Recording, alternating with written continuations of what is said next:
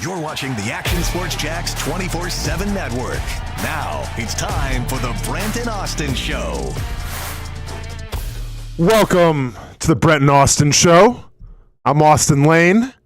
Jason Hamby, say what's up to him in the back. Working the fryer in the back, pushing all the right buttons. Brent Martineau will be here later on in the show at a dentist appointment, getting drilled up a little bit, I believe. Once again, I feel like should have did his part from the dentist chair, getting drilled up and everything, and maybe numbed up, maybe a little Novocaine, maybe a little laughing gas. I thought it would have been must-see TV on the Brent Austen Show. We didn't do that. All good. We move. I'll tell you what, Hamby, did you watch the press conference yesterday? Yes, I did. Thoughts? And by the way, I'm talking about James Gladstone and Liam Coen, everybody, by the way, but yes. A lot of words were said. I only had to watch the first 3 minutes of that press conference to figure out who they're going to draft. And I only had to watch the first 3 minutes of that press conference where I had the epiphany of going, I get what intangibly rich finally means. Oh, you didn't know before it said. No, I knew, but we're not asking the right things when he says that. Like, listen, me and Brent broke down intangibly rich for a long time. Yes. Whatever's on your mind. But when we look at what Los Angeles has done in the past, right, we've also talked about that. Mm-hmm. They've done it two ways. They've done it with free agency and foregoing first-round picks, and then they've done it through the draft as well, with drafting great players. It's the same thing. And I just realized this yesterday watching the press conference. What the Rams have done in terms of free agency and bringing in those big name players and sacrificing draft picks, and then what they've also done with in terms of drafting well, it's the exact same thing. And I'll break it down in a second. It was right there for us the entire time, everybody. I didn't see it. Maybe other people saw it, but I didn't see it. So you had an epiphany. I had an epiphany. Oh, yeah. Yeah, I had an epiphany. And I even had an epiphany so much that last night I went back, I broke down the Rams draft a little bit from last year and who they all drafted. And yeah, I had another epiphany where it's like, it's all starting to make sense now, what he's talking about with in terms of intangibly rich. And we can sit here and say, well, the Rams did a different way. They haven't. The Rams have always done things a certain way. Now, they've gone outside the box in terms of free agency before, and then they kind of, went with the status quo of the draft, but they've always done it the same way. And when we start talking about some of this audio that we got, I'll break it down by exactly what I mean and who I think the Jaguars' favorite is to draft, and why I think Ashton Jeanty. Oh, no. I'm not going to say he's a possibility, but I think he fits the mold perfectly of what they're trying to get. Gosh. That's not good for me. Considering yesterday we broke down our only player, we had to pick a player who we didn't want the Jaguars to take, who would be disappointed if the Jaguars took, and Ashton Jeanty was mine. Correct. So this is great. No, I mean, listen, and I'm not saying it's going to be Jeanty, but I'm just saying once we start talking about the audio, I'm going to say why, if I was going to put money down, and once again, we'll get into it in a second. Mm-hmm. I'm not saying Jeanty's the favorite. I'm not saying, dude, I mean, if you would have told me a couple weeks ago Jeanty's even considered going to Jacksonville, I'd be like, you're absolutely crazy. You have Travis Etienne and Tank Bigsby. And keep in mind, Liam Coen has talked about those guys in press conferences a lot. But then when we find out what the mold is of what the Rams have done and what intangibly rich truly means, yeah, he fits the mold, Hamby. All right, well, I'm excited. I can't wait to get into this. So are we going, okay, so if you only needed the first 3 minutes. Correct. Then let me play the first thing that Gladstone said. Let's go. Gladstone Coen asked about offensive line, defensive line, mental and physical toughness. Here we go. Yeah, I'm glad you asked that, because something that's been very clear to both Liam and I, and it's something that we both value innately, is physical and mental toughness. And I know that probably was apparent, and that just by default, the offensive line and defensive line, that breeds that sort of mentality and that type of play. We prioritized addressing offensive line through pro free agency, and I think we'll continue to do that throughout the draft, but I don't think we're limited at the fronts, right? That stuff should show up at all levels of our offensive and defensive operation, and clearly on special teams, that's always going to remain at the forefront. But those two elements in tandem is really a real combination that we covet, and I think you'll hear just about every time that Liam steps to a podium, he's going to mention some version of physical and mental toughness as really what he's hunting up.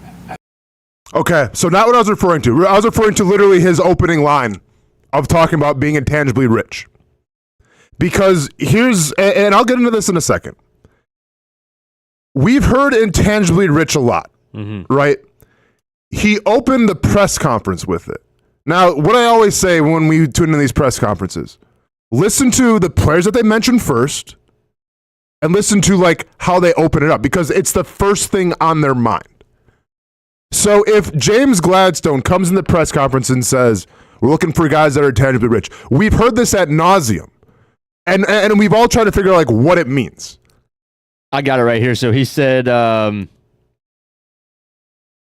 mind remains rooted in a lot of the same things that it always has been. I Correct. think you will always remember this phrase, but focusing our attention on intangibly rich human beings and allow that to remain our North Star. Yep. Call him a wise man, and making it so that it's very clear amongst our group that what we're really leaning into and having everybody embrace and feel that. It's been a joy, it's been fulfilling, and looking forward to allowing those discussions to become a reality. Okay. So when GMs get in front of a microphone, when coaches get in front of a microphone, sometimes it's GM speak and sometimes it's coach speak, right? So sometimes it's just like, all right, you say the status quo, like you say what you want to hear and everything, and it's all fluff. And I'm not gonna lie, like when I heard intangibly rich first, it's like, okay, like yeah, you're looking for good players, right? Like who isn't? This is the NFL. That's what you base your job off of. But then as I dug deeper, and you've looked at like what intangible really means, here's what James Gladstone's talking about. He's not looking for players that maybe had a great combine, that are maybe a little raw, that you have to develop. Because when we talk about intangibly rich players, like, dude, this is his ethos. Like, this is his religion. This is what he believes in, right? He's not just saying it over and over again to just say something, to have fluff. He truly means this. And this is what they did in LA as well. Every player that they brought in from free agency, what do they all have in common? They all had production. Whether it was, once again, you want to talk about Clay Matthews back in the day? Like, he was that dude, right? Jalen Ramsey. Like, they brought in guys that had production, that the stats don't lie. Like, they're great players. Right. It's on tape. Maybe a little on the back nine of their career, except, Jalen Ramsey was still fresh, but like a guy like Clay Matthews. Sure. Maybe on the back nine of his career, but still had the stats to back it up. And then what happens? They pivot from getting those intangibly rich free agents, right, and they get them in the draft. Let's look at how the draft went last year for Los Angeles Rams. Who did they draft first? Jared Verse. Production. I can look up the combine, all that stuff, but more importantly, production. If we look up Jared Verse, it's loading here. All right, 6'4", 254, 33.5-inch arms, whatever the case may be. Where was he in production score, do you think? He was second. If you take, once again, this is like the next gen analytic things. Right. If you take his production score from his position, he was second. But don't even take all that, right? Just look at what the stats got to say. 12.5 tackles for loss. Started 13 games, had 9 sacks. That's production. That's intangibly rich. Well, then let's go to the next one. Braden Fisk. What was Braden Fisk's big thing out of college? He's a little undersized. He's athletic, but he's got some smaller hands, short arms, 31-inch arms. How's it going to work? Ran a 4.78, 9.9 on the broad jump, yada, yada, yada. Where was his production score? It was third at defensive tackle. And once again, if you look at the stats, what did he have? Well, I don't know what the stats were. I mean, he had 9 tackles for loss and 6 sacks. Okay. That's next production. pick.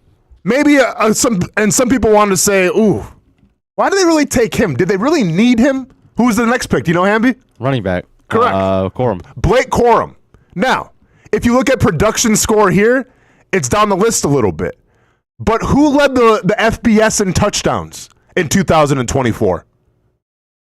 I'm going to guess Blake Corum. Blake Corum led the FBS in touchdowns in 2024. Once again, an intangibly rich guy. Did he have a great combine? 4 or 5 at a running back, not bad, right? 35-inch vertical, not too shabby. Size, 5'8", 205, whatever. Did he have the stats to back it up? Did he lead the country in touchdowns? And a 2-year starter. Yes, he did.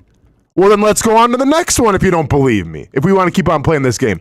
Cameron Kitchens. You remember Cameron Kitchens? Safety out of Miami. You remember his whole thing or not?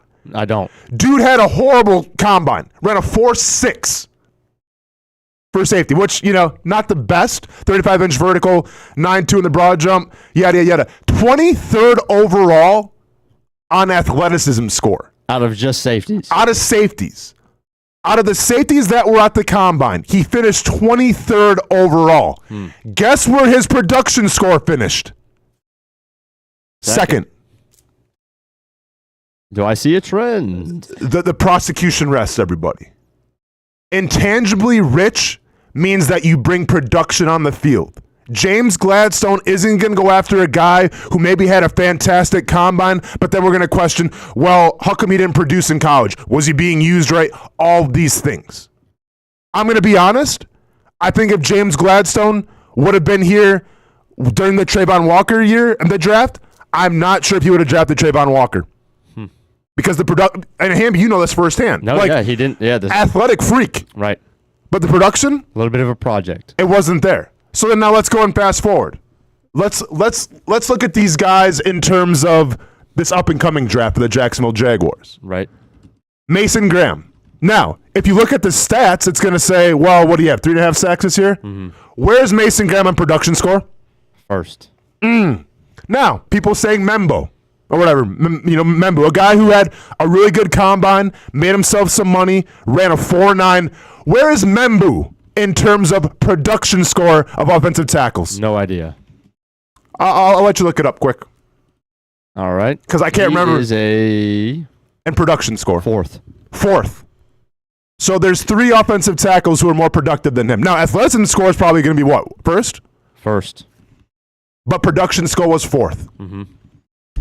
The prosecution rests. This is what intangibly rich means, everybody. Okay? And I'll break it down to you in real digestive bits. Did the player have production in college? Whether it was affecting plays, whether it was sacks, tackles, touchdowns, receptions, whatever the case may be. Okay? Now, and once again, Coach Ripley in the thing saying 9.5 sacks in 3-year career equals 1 production. Production just isn't quarterback sacks. Production is causing chaos in the backfield. That's how these metrics work. Like when you get to the NFL and you're an edge rusher or you're a defensive tackle, yeah, we base your contract, we base how good you are off of quarterback sacks. But teams really know, GMs know that, hey, you know what? Even though the sack numbers aren't that high, is he still causing chaos in the backfield? And if you don't believe me, look at Dante Fowler. Dante Fowler is a lot of things here in Jacksonville. Was productive one of them in terms of quarterback sacks? No. He goes to LA and how does he do? Pretty well. Has over 10. Now, yes, playing with Aaron Donald and everything helps out, but my point is that they saw potential in production. They didn't just see the quarterback sack numbers of Dante Fowler and go, okay, this guy. No. They saw everything else as well. And that's what intangibly rich means. It doesn't necessarily mean that you're going to have all the quarterback sacks. It doesn't necessarily mean that you're going to have a great 40, but what it means is that you're going to have an effect on the game. And that's what intangibly rich is. So there's a couple of guys I talked about a couple days ago at the edge where it's like, they have all the talent, they have some size, but for some reason they don't pop up, in the production category. I think those guys are off the list. And there you go. According to this metric, of all players, discounting position, Mason Graham is the 9th most productive player. Is Travis Hunter the first? Ashton Jeanty is the first. And this is why I feel like Ashton Jeanty could be in conversation. It goes Jeanty, Abdul Carter, Travis Hunter, Tyler Warren, Colston Loveland, another tight end. Yeah. Will Johnson, Walter Nolan, Armand Mimbu, Mason Graham, Michael Williams. So, and this is also why 12th, Will Campbell's 13th. Yep. Matthew Golden's 17th. Stuff like that. So, and I know Will Johnson because there's a little injury thing, right? I believe teams are a little hesitant because he's actually dropping down now boards late in the first round. But that's why I said I feel like Will Johnson might be, in terms of the Jaguars pick, they might want him more than Ted McMillan. But the odds say differently. But once again, this is why I think if Travis Hunter's there, production, absolutely. How could you not? But that's why I said, I'm not saying it's going to be Ashton Jeanty, but I can see now why maybe Vegas knows something that we didn't, why the Ashton Jeanty odds are so high of the Jaguars taking him. Golly, man. Got to produce. Got to produce. That's what it is. Got to produce. Got to show up on film. Enough said. Do you think that plays into the fact that the Rams haven't been that active at the Combine? I mean, we know that across the board, all 32 teams would say they don't take much from the Combine. But the fact that this was the Rams in recent history have focused a lot more on guys who have. That was going to be my next point. You literally stole my next point right underneath me. And yeah, you're paying attention. There's a reason why the Rams don't do all these meetings, don't do all these player, visits, right, and all this stuff, because it's not what they're looking for. And Gladstone even said yesterday that he's like, we're going to weigh in-game speed way more than we ever will anything like a 40 time at a Combine. Mm-hmm. Yeah. So, I mean, and again, you would assume that all GMs are on that same wave. Yeah. In-game speed is much different than being in a position, as in getting ready to do your 40, that no player ever is in an actual football game. Yes. But he said it point blank. In-game speed way more important than any kind of 40 time. No, without a doubt, man. It's like I said, I had the epiphany because then I went back and was okay, you keep saying intangibly rich. What does that mean? I think that's what it means. But let's go to some more audio from the press conference now, Hamby. All right. Let's go here. Let's go to the 30 visits, okay? Because, I mean, a decent bit has been made of every team seemingly does these other than the Rams and now Gladstone. And to be able to sit down with a player before drafting them, you would think is pretty important. Mm-hmm. And this is Gladstone's. I mean, they talked for about 30 minutes yesterday, both the two of them, and obviously more of the focus was on Gladstone than Coen because a week now out from the draft, this is Gladstone's territory. This is why he is the GM of the Jacksonville Jaguars, to excel specifically in this portion of the NFL calendar.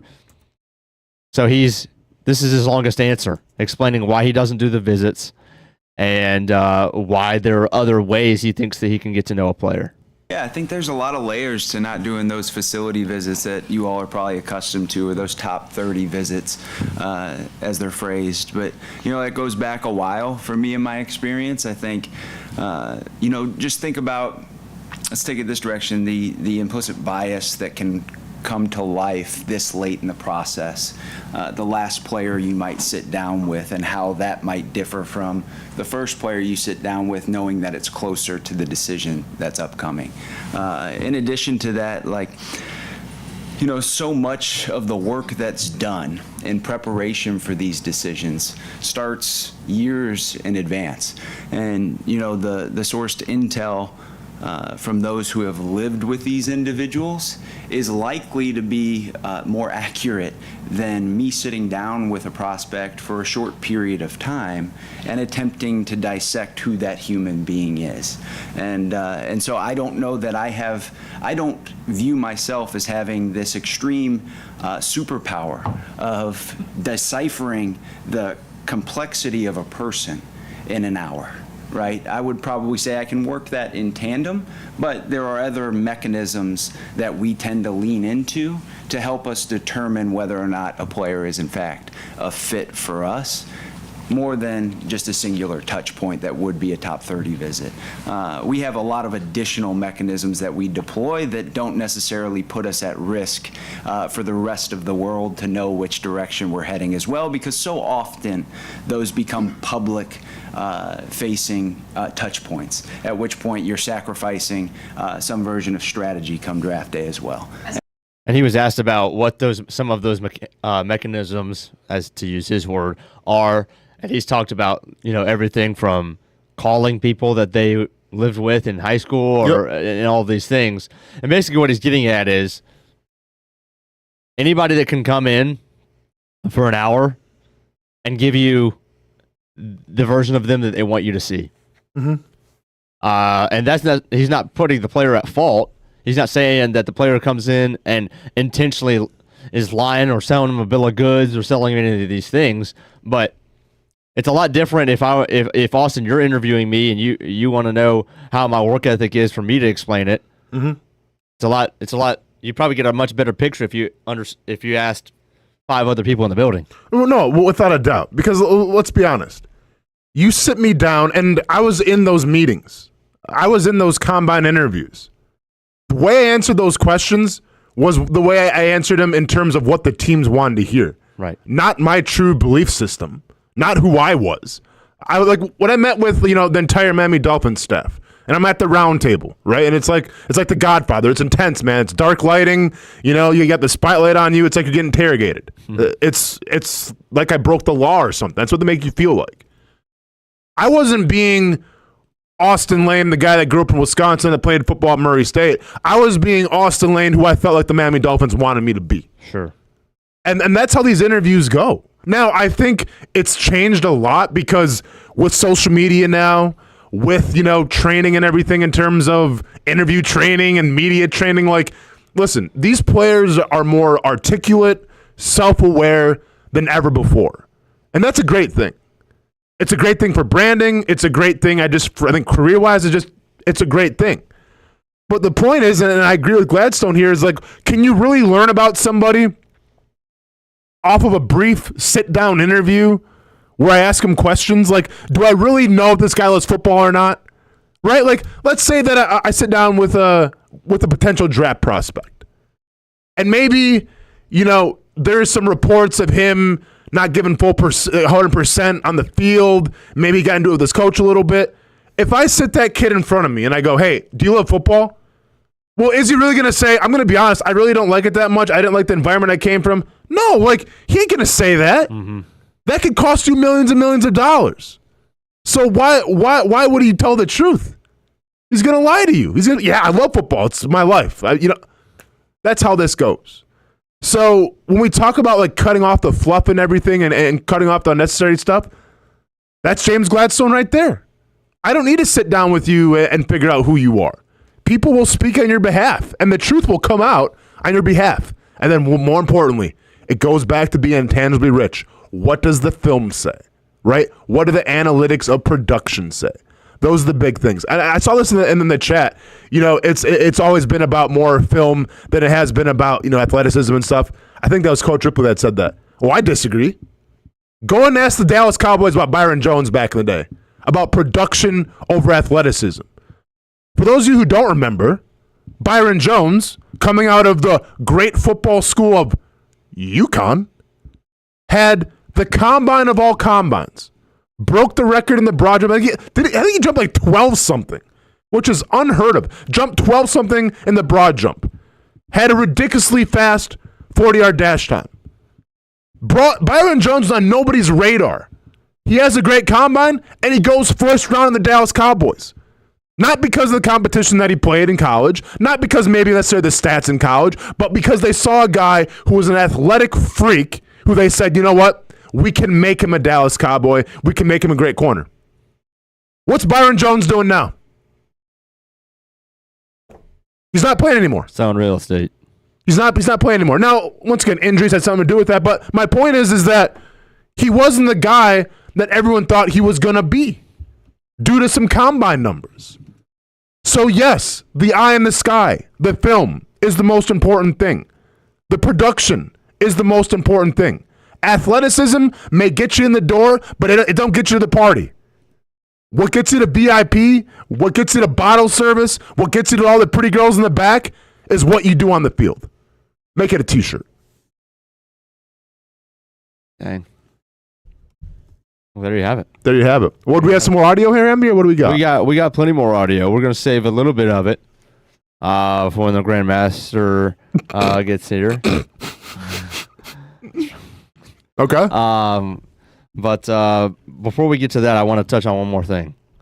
I'm going to go back to the first thing he said about the toughness. Sure. And the lines. Sure. Last time we spoke to them, or it might have been Gladstone's kind of first, it was right after free agency. He really mentioned that they addressed the offensive line in pro free agency, always pro free agency, no matter what. Never just free agency. Because they didn't want to, they wanted to fill some holes, right? They want to have to pigeonhole themselves, right, into any particular pick at every pick point. Right? Okay. That was one of our favorite terms. Sure. Terms. And he's like, yeah, we're gonna have to draft defensive linemen that come in and play right away. Mm-hmm. And he talked about how that's really going to be their focus, and nothing I heard yesterday in any way second guessed that, in any way contradicted that, and I think it reinforced it. In my opinion, thinking about everything that he said, not just yesterday, but yesterday after pro free agency, in his opening press conferences, meeting with us at the Combine, I feel more than ever that they're going to load up on defensive line, not only with the first pick, okay, but either the second or the third pick. That 2 out of the first 3 is going to be on the defensive line. Okay. Whether it's edge 1, defensive tackle 3, or Mason Graham 1, edge 2nd, sure, 3rd, something like that. Okay. That's where I'm at. That's where you're at. That's where I'm at. Really? And do you think this is more of a Liam Coen effect, or is this more of a Gladstone effect? I think it's both. You think it's the collaboration? I do think it's both. Okay. Well, and throw in Baselli too. Baselli too. Yeah. I've got, and I did so much so that I did a mock draft of my own. Okay. Last night. I've only done one before this, so this is my second. We gonna shock it? We might have to shock it, not right now, but eventually. Okay. But we are going to take a break here on the Brent Austen Show. Let me pick a different song. No, by all means, go back to that one. That was like, hey, that was like the prophet, the ethos that is intangibly rich. Play it out, Hamby. I like it. Here we go.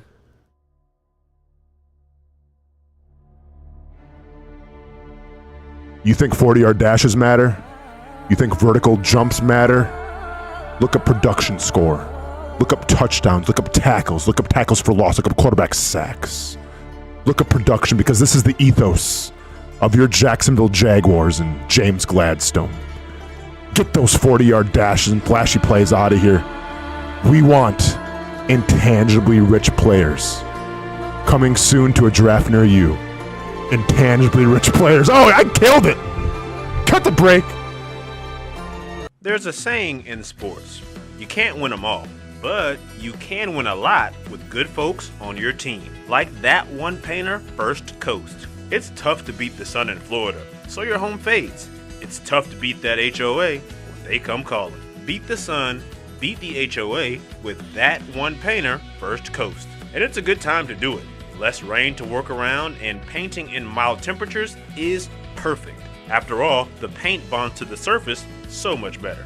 Give That One Painter First Coast a call at 904-417-3557 or look them up at first-coast.thatonepainter.com. Fast estimates, guidance on color and HOA requirements, and the highest quality job you'll find anywhere. Be a big winner in your neighborhood with That One Painter First Coast on your team.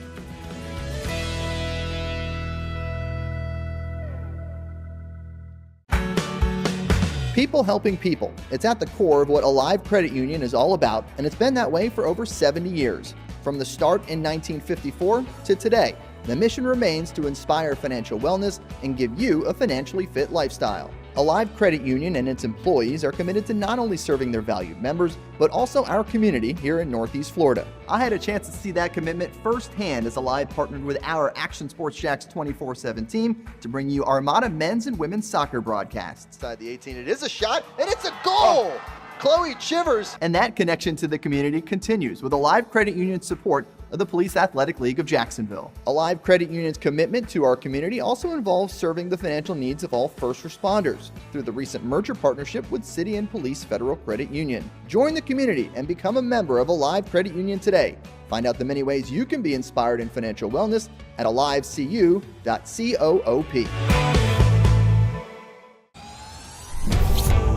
I'm ready to show my hand, ready to take a stand. Wait on a sign above, and I am ready, ready. 'Cause I just live for the game.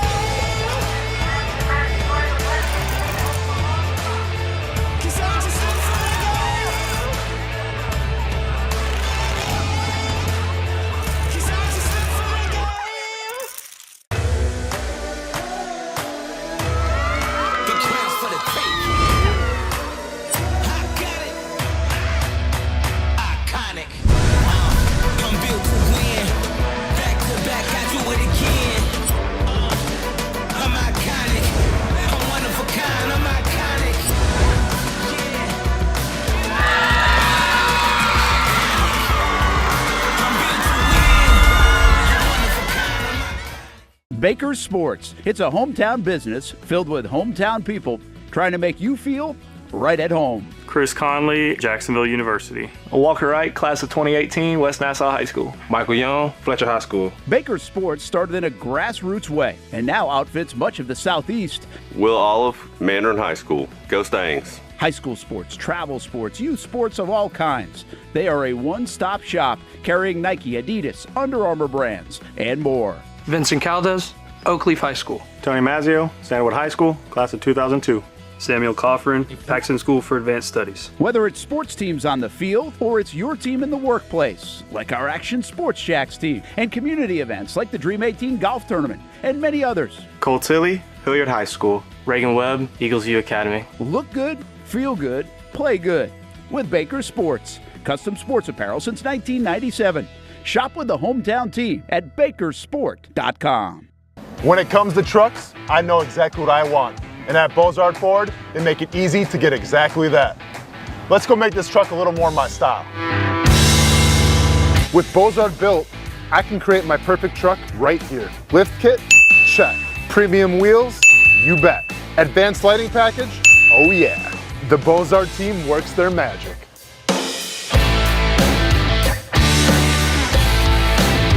From bumper to tailgate, I'm making this truck mine. It's everything that I wanted and more. From the field to the gym to weekend adventures. This truck's built for my journey. Bozard Built. Customized for your lifestyle, built to exceed your expectations. Check out the inventory and available options at bozardbuilt.com. Unleash your dream ride. Customized, covered, and Bozard approved. Welcome back to the Brent and Austen Show, streaming on the Action Sports Jacks 24/7 network. You choose between playing only one position in the NFL or never playing football again. What would you choose? Just never playing football again. That's how passionate you are about playing both positions. Why is that? Yes, I've been doing it my whole life. I love being on the football field, and I feel like I can dominate on each side of the ball. So I really enjoy doing it. Who was that kid? That's Garrett Podell from CBS Sports. Not a kid. How old is he? No idea. But did he not look a little young? He did. He looked like your age. Well. Okay. See, maybe you start wearing a blazer too. You can start talking to Travis Hunter. I might shoot. Until that time, though. Man. Talk to you. This is, that's, yeah, me and Travis Hunter, same realm. This has been all over Twitter since yesterday and now this morning. I think it's one of the biggest trending topics on Twitter, and a lot of pros are weighing in. I saw Robert Griffin have a tweet about this, talking about how he should be playing on both sides of the ball the full time like he did in college. Hamby, what do you make of Hunter coming out and saying, I got to play both sides of the ball, and if he doesn't, he's going to forgo playing football? I don't know if I buy it. I don't buy it either, but is it a little bit of a red flag, though, or not? No, I don't say red flag. Okay. I think it just speaks to how much he really wants to do it. I just think he thinks he probably plays better. Number one, he thinks he probably plays better when he's on the field more. This is exactly what Robert Griffin's... Did you see his tweet? So Robert Griffin was saying how Travis Hunter is at his best when he's in his flow, and he finds his flow by playing both sides of the ball. Yeah. So Robert Griffin thinks that Travis Hunter should at all times play on both sides of the ball just like he did in college. And so that's one. Sure. Number two, obviously, is just the fun factor, where he doesn't want to sit on the sidelines. He wants to play. Is a comfortability with it that he's done it for so long. And then three is just like he's the only guy that can do it. Yeah. And he enjoys being the only guy so far that's able to do it. See, what makes Travis Hunter so great is what also bothers me about Travis Hunter. Because if we look at the criteria of what intangibly rich means, this is like the Scrooge McDuck of intangibly rich. Like, he's got gold coming out of his pockets.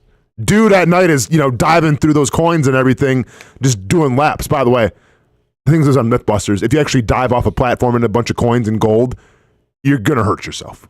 You don't sink like Scrooge McDuck did. Nevertheless, it's going to come down to how you decide to use Travis Hunter. Now, I've been on record saying many times, and I think everybody has kind of been on record saying this, like, you play him at corner and then you use him sparingly at wide receiver. Well, what happens if you use him sparingly at wide receiver and he has an issue with that? What happens where maybe it's first down and you're up by a lot, but he wants to go back in there? And you say, no, we need you on defense, and then all of a sudden he gets upset about it. Like, I don't see him being like a locker room nuisance. I don't see him being a really bad guy, but he's made it abundantly clear, Hamby, that he wants to play both sides of the ball. Right. And then, like, are we talking about, well, does there have to be like a load management where it's okay, well, you can play 60% on defense and 40% on offense? Do you let him play the whole game? If you're the coach of Travis Hunter and you're trying to win football games, you're trying to win a Super Bowl, but you're also trying to make him happy, Hamby, what would you do? 100% on defense. 60% on offense. Okay. And would you picture him like more in the slot? Would you picture like going in motion? Would you picture him on the outside? Like how? I think I'd keep him on the outside. Outside? Okay. Yep. Okay. So you'd say 100 on defense and then 60% on offense. Yeah, and anybody is like, well, that's like I wouldn't even think of 60% as necessarily 3/5 because not even BTJ plays 100% of the snaps. No, without a doubt. Packages where you got one receiver on the field and that doesn't have to be Travis Hunter. That doesn't even have to be BTJ or whatever the case may be. So I would try and think of it not as necessarily, like Coach Ripley says, packaged on offense. Yeah, I would want to increase that a little bit because package to me, and anybody could have their different, like I don't want him to only be in there in certain formations. And whenever he's in, it's like, okay, we're designing to get him the football here. Yeah. I want him to be just another receiver on the offense, but limited in some capacity. Well, because you see this with tight ends all the time, right? Like tight ends have certain packages. If a certain tight end comes in, it's going to be like, oh, okay, this is going to be a pass. Right. This is going to be a run. You could start to do that, depending on how you choose to use Travis Hunter. And once again, I just think you run the risk, though, Hamby, of say you play him 60% of the time, like you just said. I think that's fair. Like, I think that's even more than I would want to play him. But who's to say he's not going to go, hey, coach, put me back in there. Like, I want to be in and score a touchdown here. Like, I want my team out. Like, that's the risk that you run.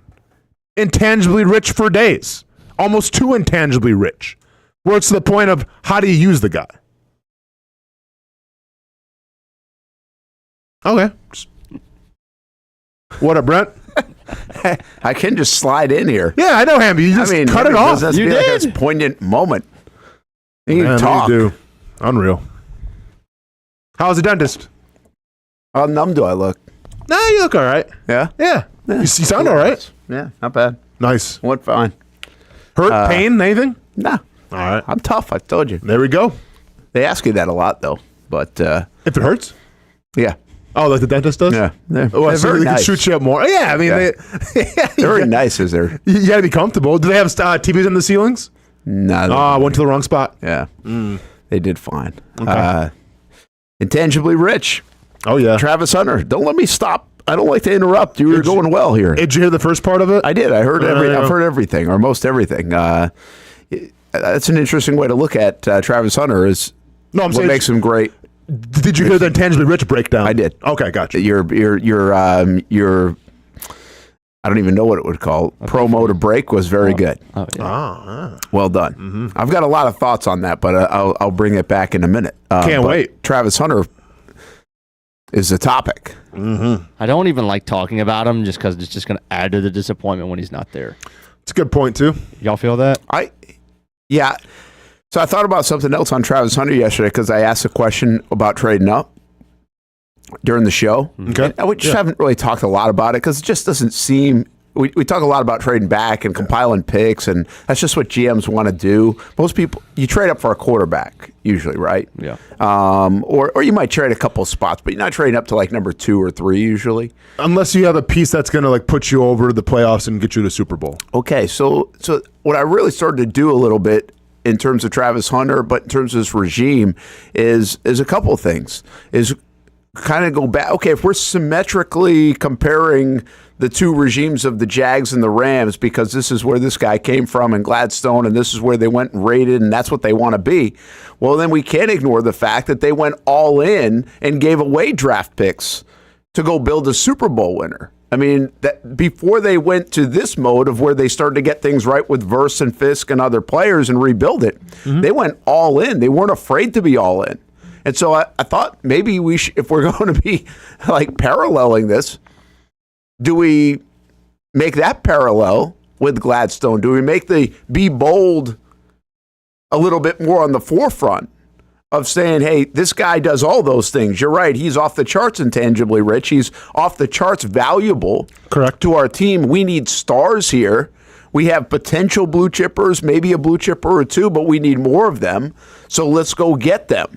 And yeah, it might cost us a draft pick or two. We don't necessarily want to go give up our next 6 first-round picks like maybe the Rams did. But should we be looking closer at, hey, you can do that too? Are we stuck too much on the 20 draft picks over the next 2 years type of thing? And this organization actually could pivot, at least in this one instance, to go get a player that can be super valuable and go climb up a couple of spots and give away the 3rd, the 4th, the next year's first, whatever it may be, to go get yourself a really good player, especially in a draft where a lot of people think, one, it will be hard to trade out of number 5, and number 2, between 5 and whatever, there's not really a lot of difference. Like there might be a couple of the quarterback, Cam Ward, Travis Hunter, Abdul Carter, maybe there's an offensive lineman people like New England, but after that, you start putting everybody into a pile where if you were picking at 12, you'd take them all. But when you're picking at 5, it's like, okay, which one am I jumping up to get?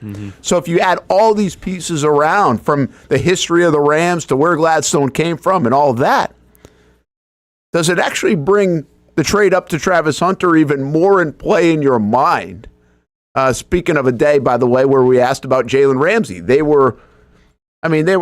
it looked kind of crazy at the time, right? 2 first-round picks and a 4th-round pick for Jalen Ramsey plus the dollars.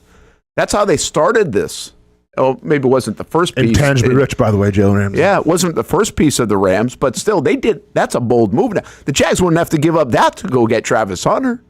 Correct, but let me ask you this question then to answer your question. How long would it take Travis Hunter to be his best version of Travis Hunter in the NFL?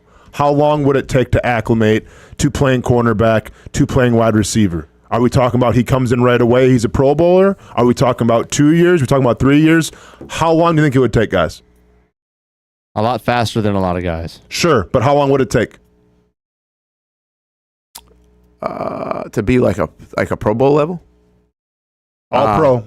I mean, you're drafting him based on he's going to be an All-Pro. So how long would that take him to be an All-Pro? I think he's a guy that, I don't know what, Jalen probably didn't do anything in 2016 in terms of accolades, is my guess. Probably not. Because Jags went 3-13. Correct. But he did get everything in his second year because the Jags were good. It was like All-Pro, Pro Bowl, all that stuff. Sure. And I would put him in that time frame, so and maybe even sooner. It's 2 or 3 years. I would say 1 to 2 years. Okay, so this is my point. When they got Jalen Ramsey, they got Jalen Ramsey, prime Jalen Ramsey. Yeah, right away. When you draft Travis Hunter, you aren't getting prime Travis Hunter. And you probably won't get him the first year. And I'm going to be honest, you probably don't get prime Travis Hunter the second year either. Like, I think there's going to be an acclimation period to Travis Hunter playing both sides of the football in the National Football League. I really do. Like, I think it's not going to be as easy as it was for him in college. And once again, you have to figure out of what capacity do you use him on defense or offense. When we look back in terms of what the Rams had to sacrifice in terms of first-round draft picks, they brought guys in who didn't really need to be coached. They brought guys in who didn't really need to be like, all right, here's how we do things this way or that. No, like, they already knew. Because a lot of these guys were already in their primes or they were kind of on the back nine of their primes, but they knew how to play the game of football. Travis Hunter still has to learn how to play in the NFL. Oh, and by the way, Travis Hunter still has to learn to play offense and defense in the NFL. Yeah, I understand that. I guess I don't know where do you start then getting like the blue chip player?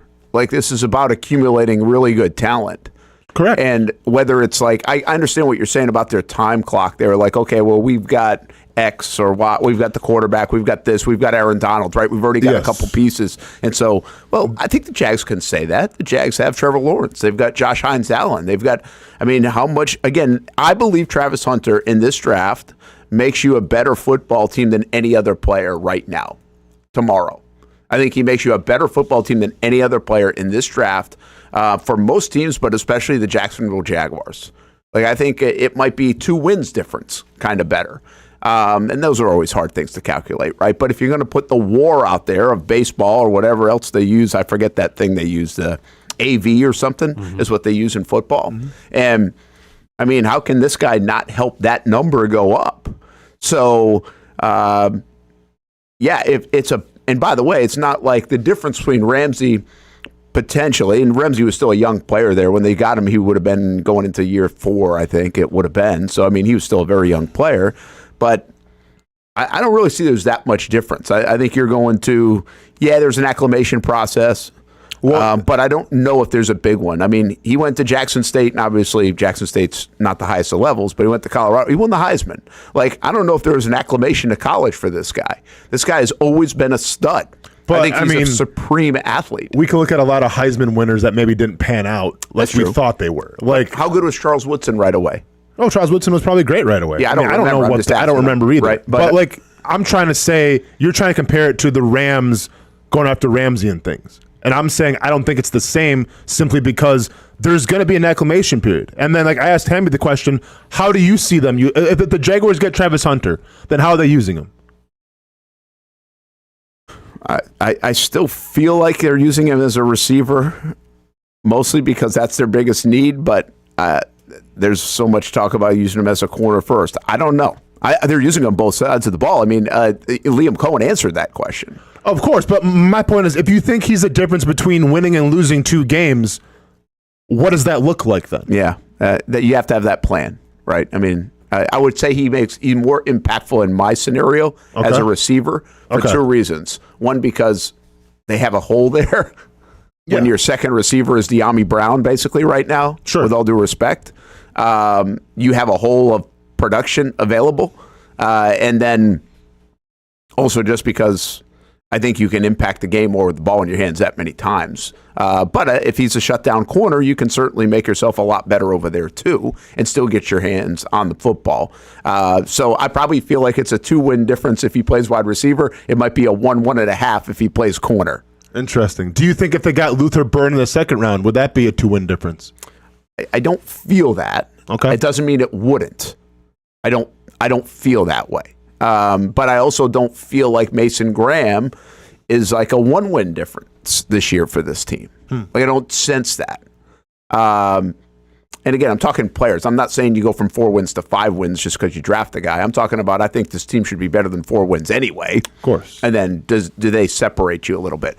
Honestly, I'm not even sure Abdul Carter, depending on how you're going to use him, does that for you in this draft. For the Jaguars. For the Jags. No, for sure, because it's playing time. Yeah, I think that's what kind of separator we're talking about. Blue chipper, branding, all this other stuff. I know the football guys don't care about branding, but I'm just saying it comes with the total package. I just, more I slept on it, more I think about it, more I'm just like, man, if we're going to compare everything to the Rams, they did that. They did it. They got bold. I mean, they were bold. We keep talking about bold around here. And they acquired big-time talent. Now, the difference was when you acquire talent the way they acquired talent, you can't keep that talent for a long, long time, right? You can kind of renting that talent for 2-3 years. Of course. And that's what they did. Because you're acquiring the talent that you don't have to coach, that you don't have to show the way, that you don't have to show, hey, this is what it means to be the NFL. That talent came in from free agency, ready to roll, ready to play.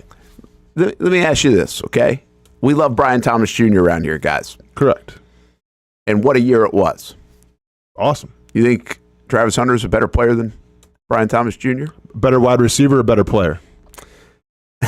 Well, because, I mean, that's a legitimate question. I kind of feel like asking this if we didn't know what he just did, right? If I didn't give you the resume. Like when he was the 23rd pick, you would have said yes to both of those questions. I mean, I wouldn't have taken Brian Thomas Jr. number 5 last year. Yeah. Simple. But you would have been wrong, Hunter even as a receiver I would take Travis Hunter I would take Travis Hunter as a cornerback / receiver this year. Okay. I'm not sure if I would draft Travis Hunter number 5 as a wide receiver only. No, probably not. Yeah. So, I mean, again, how do you answer those kind of questions? That's what the Jags have to ask themselves. But if they answer that, I think they should be bold and could be bold and move up and give away some stuff to get a guy like that. I think we can use more of those guys around here. To set the table. I'll tell you what, when you get some of those guys, it makes that floor that you went after in free agency and raising the floor better, right? I mean, it validates the floor. I mean, let's be honest, if the floor just gets a little bit better, the Jags are still pretty mediocre, right? Sure. They're just not bad. Yeah. But they're mediocre. You still got to get guys to raise the level of your play to get you championship level. And I think he's a championship level player. No matter where you want to use him, obviously you got to have a plan for him. And by the way, I think Coen answered the question that you asked and you guys brought up in this segment, that he is going to play both sides of the ball in the National Football League. I don't think that was just a Liam Coen answer to me at those meetings. I think that is a league-wide answer. But the question is how much? Yeah, how much? That's what everyone's talking about. Is and how he much. did say that, right? Yes. I mean, he said you got to have a plan. Sorry, did I jump in and steal the show? No, you're good, man. What? No, I'm good. What you want to talk about the intangibly rich part? Well, I have a couple questions on that. Hit me with it, or hit us with it. So I thought about this, kind of driving in. Because I have a lot of thoughts, obviously, what went on yesterday, too, and you guys played some things, and I can get to that. But the way you described intangibly rich, which if you want to give your Cliff Notes version again, for those just jumping in. Production. You got to have production. Doesn't matter about the 40 times. Doesn't matter about how the combine went. Doesn't matter about even necessarily the off the field. I mean, off the field stuff to some point. But what they're looking for is players that had production that had stats in college. So I've thought of 2 questions specific to players. Were you intangibly rich coming out of Murray State. So if you were being in this draft class, how would the Jags, how would James Gladstone look at you? And by the way, when you were drafted, James Gladstone was 19. Dang, that's crazy. So I think, was I intangibly rich? Well, yeah, because that's the only reason why I got to the league was because of my numbers. It wasn't because of like my athleticism per se. It was because of like what I was able to do at a smaller level. So yes.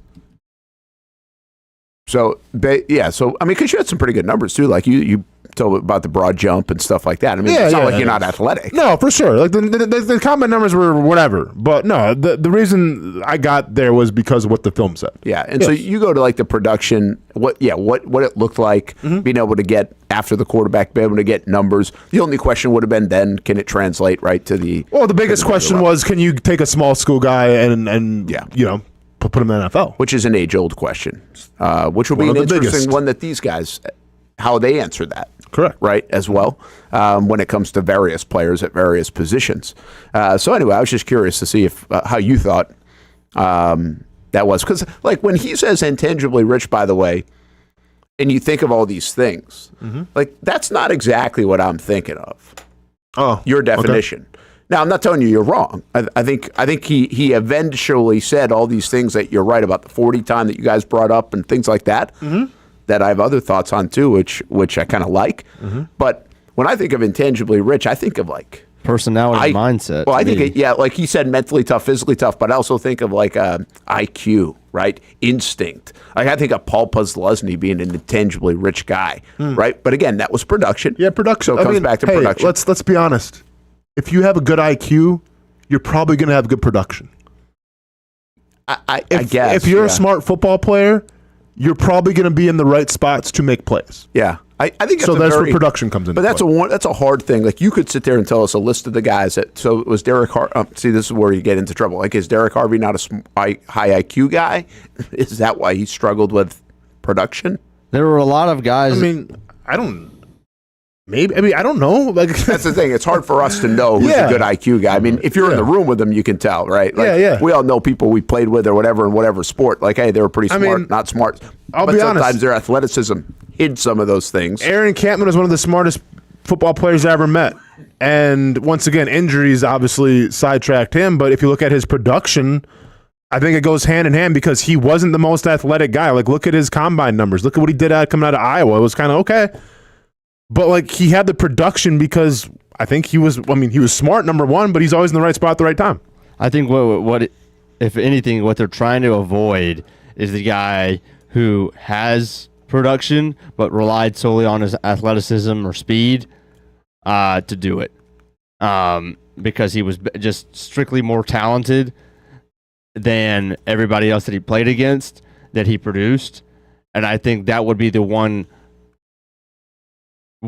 factor that negates somebody that had a lot of production that would not qualify as intangibly rich. Because I think not everybody who produces is intangibly rich, but not everybody who's intangibly rich produces. So I don't think they go hand in hand. I agree with Austen and his point that the Rams have a strong track record of drafting guys that have produced and have stats, and it's the tape. However, I still think it's that plus some other things to equal intangibly rich. Well, if it was a perfect thing, they'd never miss, right? Of course, you're going to miss some time. Yeah, you're going to miss. But like, okay, for instance, look at Blake Corum. Did they need Blake Corum? He went the third round. Everyone said that they drafted up to get him. And like they had a pretty good running back room, I feel like, before Blake Corum got there. I feel like Cam Akers was battling injury. But who's the... Yeah, and they got Kyren Williams. Kyren Williams is what I'm getting at. Right. Like, you essentially drafted... Because Kyren Williams is kind of like the bell cow, if you will. Mm-hmm. And it's not like Blake Corum is a third down back, per se, where he's great out of the backfield. He's more of a traditional runner. They took Blake Corum in the third. Why? Production. There you go. Yes, production. Because he led the league. He led the FBS in touchdowns. Like, that means something. Did the combine go well for him? I don't know. Is he the smartest player out there? I mean, I don't know. Like, I'm not sure what his yards per carry was. I don't know what the analytics say. All I know is what the analytics say is that he scored the most touchdowns in college football. and they took him in the 3rd round when they probably didn't have to take him. Yeah, I know. And by the way, like I appreciate your you're really almost dumbing this down for us in terms of production, and I get it. But I also think I think the phrase would be production rich if that was the only thing. Again, when he sits there and says, "Hey, what you're thinking is what I'm thinking," like that's what he says at the news conference. Intangibles are not things that are like numbers usually, by definition. Yeah, there's things that you can see. Yeah, that's a definition of an intangible. It's like what you have in front of you. Yeah, like what you can see, not like the theory of this could be that. No, intangibles are black and white right in front of you. Unable to be touched or grasped, not having physical presence.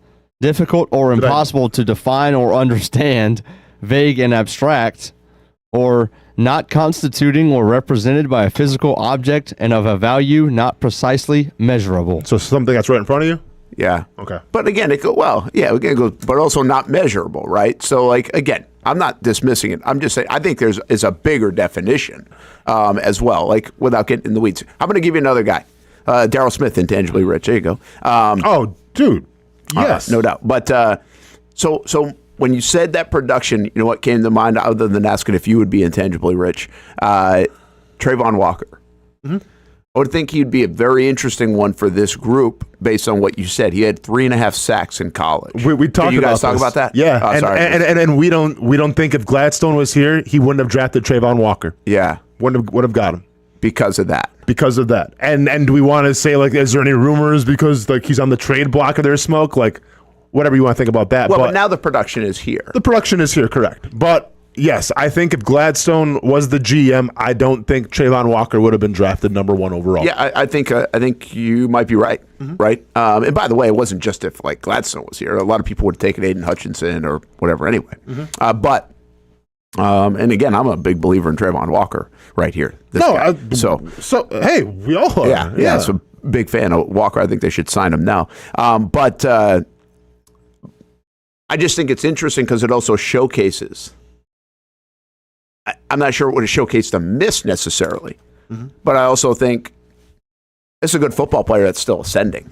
And I think who's going to be a real big part of this for years to come. See, I don't think the trade stuff and everything else is even part of this. I think they're going to extend him at some time. I think he's a big part of the future of this franchise. I think they want him to be. I think you're going to see more Trayvon Walker pushed out there anyway, and kind of as one of the faces of this franchise coming up this year. I think that's how much they believe in him, honestly.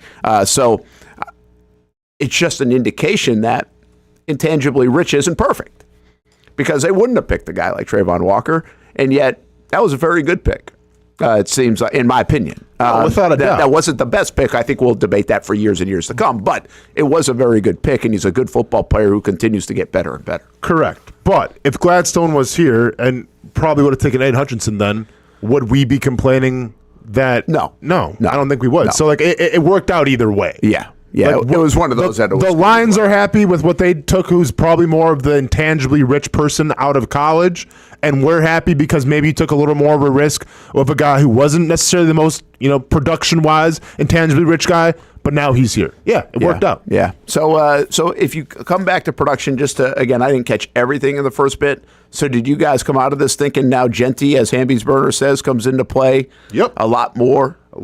Based on that, on what you know, a lot more than the offensive tackle out of Mizzou, out of Membu, Membu, because what was he? Hamby, he was 4th in production. Yep. If you take the analytics of what production was, he was 4th out of offensive tackles. Yeah, and if that's the case, you're talking about pick number 5, and you're taking the 4th rated productive offensive tackle. Take athleticism out of it. I'm just saying production wise. I'm not sure that's going to be a James Gladstone type of pick. Yeah. A couple other quick thoughts on what I was thinking about as you guys were talking, and I started to kind of think about that trade-up scenario and other things. It's important to note, I look back at Les Snead, because what I was going to do is who did he take right away? Well, he's got a long history now as a GM. I didn't know if I realized he was a GM going all the way back to the St. Louis days. You guys know that? I had no idea. This isn't Brent, unless I misread that. Let me make sure I've got that right. But I think it goes all the way back to the St. Louis days when he was a GM. So since 2012. Well, here's the other part about Les Snead and GM. He didn't do well for the first 4 or 5 years. We remember this current one where he risked the farm and traded away stuff and built a Super Bowl, and now it looks like they're the organization. Well, it took him a while to get to this point. And are we going to get the Gladstone was with him a lot of those years, by the way. I think he was in the organization for 11 years. So are we going to get a Gladstone that's trying to figure it out for a few years? Yes. Or are we going to get a Gladstone that kind of grabbed the back half of his tenure with the Rams and can hit the ground running here? But they were very patient with Snead. St. Louis into the L.A. move and everything else, and really just muddled around some 5, 6, 7 win seasons of mediocrity to wait on him to become kind of what he has become now as a GM. But I even think when we're doing all this comparisons to the Rams and Snead and the tree, and I missed that part. We got to go. We can't just take the good. We got to go all the way back. So it'll be really interesting to see the jumping off point for a young James Gladstone and how much time he's allowed. Feeling out, right? That he has how much a little bit of a honeymoon here to kind of get it right and get it feeling the way he wants to feel. They gave Snead quite the honeymoon in L.A. Yeah. So I just thought that part was pretty interesting. One other thing I take away from this, and you guys kind of hinted on it with the 40 stuff yesterday. What I love about this regime are two things. One, they're talking a different language. Sure. It just feels fresh, right? I've said that a million times. The other thing that I like is they basically have said, hey, NFL calendar, we know you like to be in the news all the time, and that's great for the Shield. Yeah. But this is why I really like it. I agree with Brent.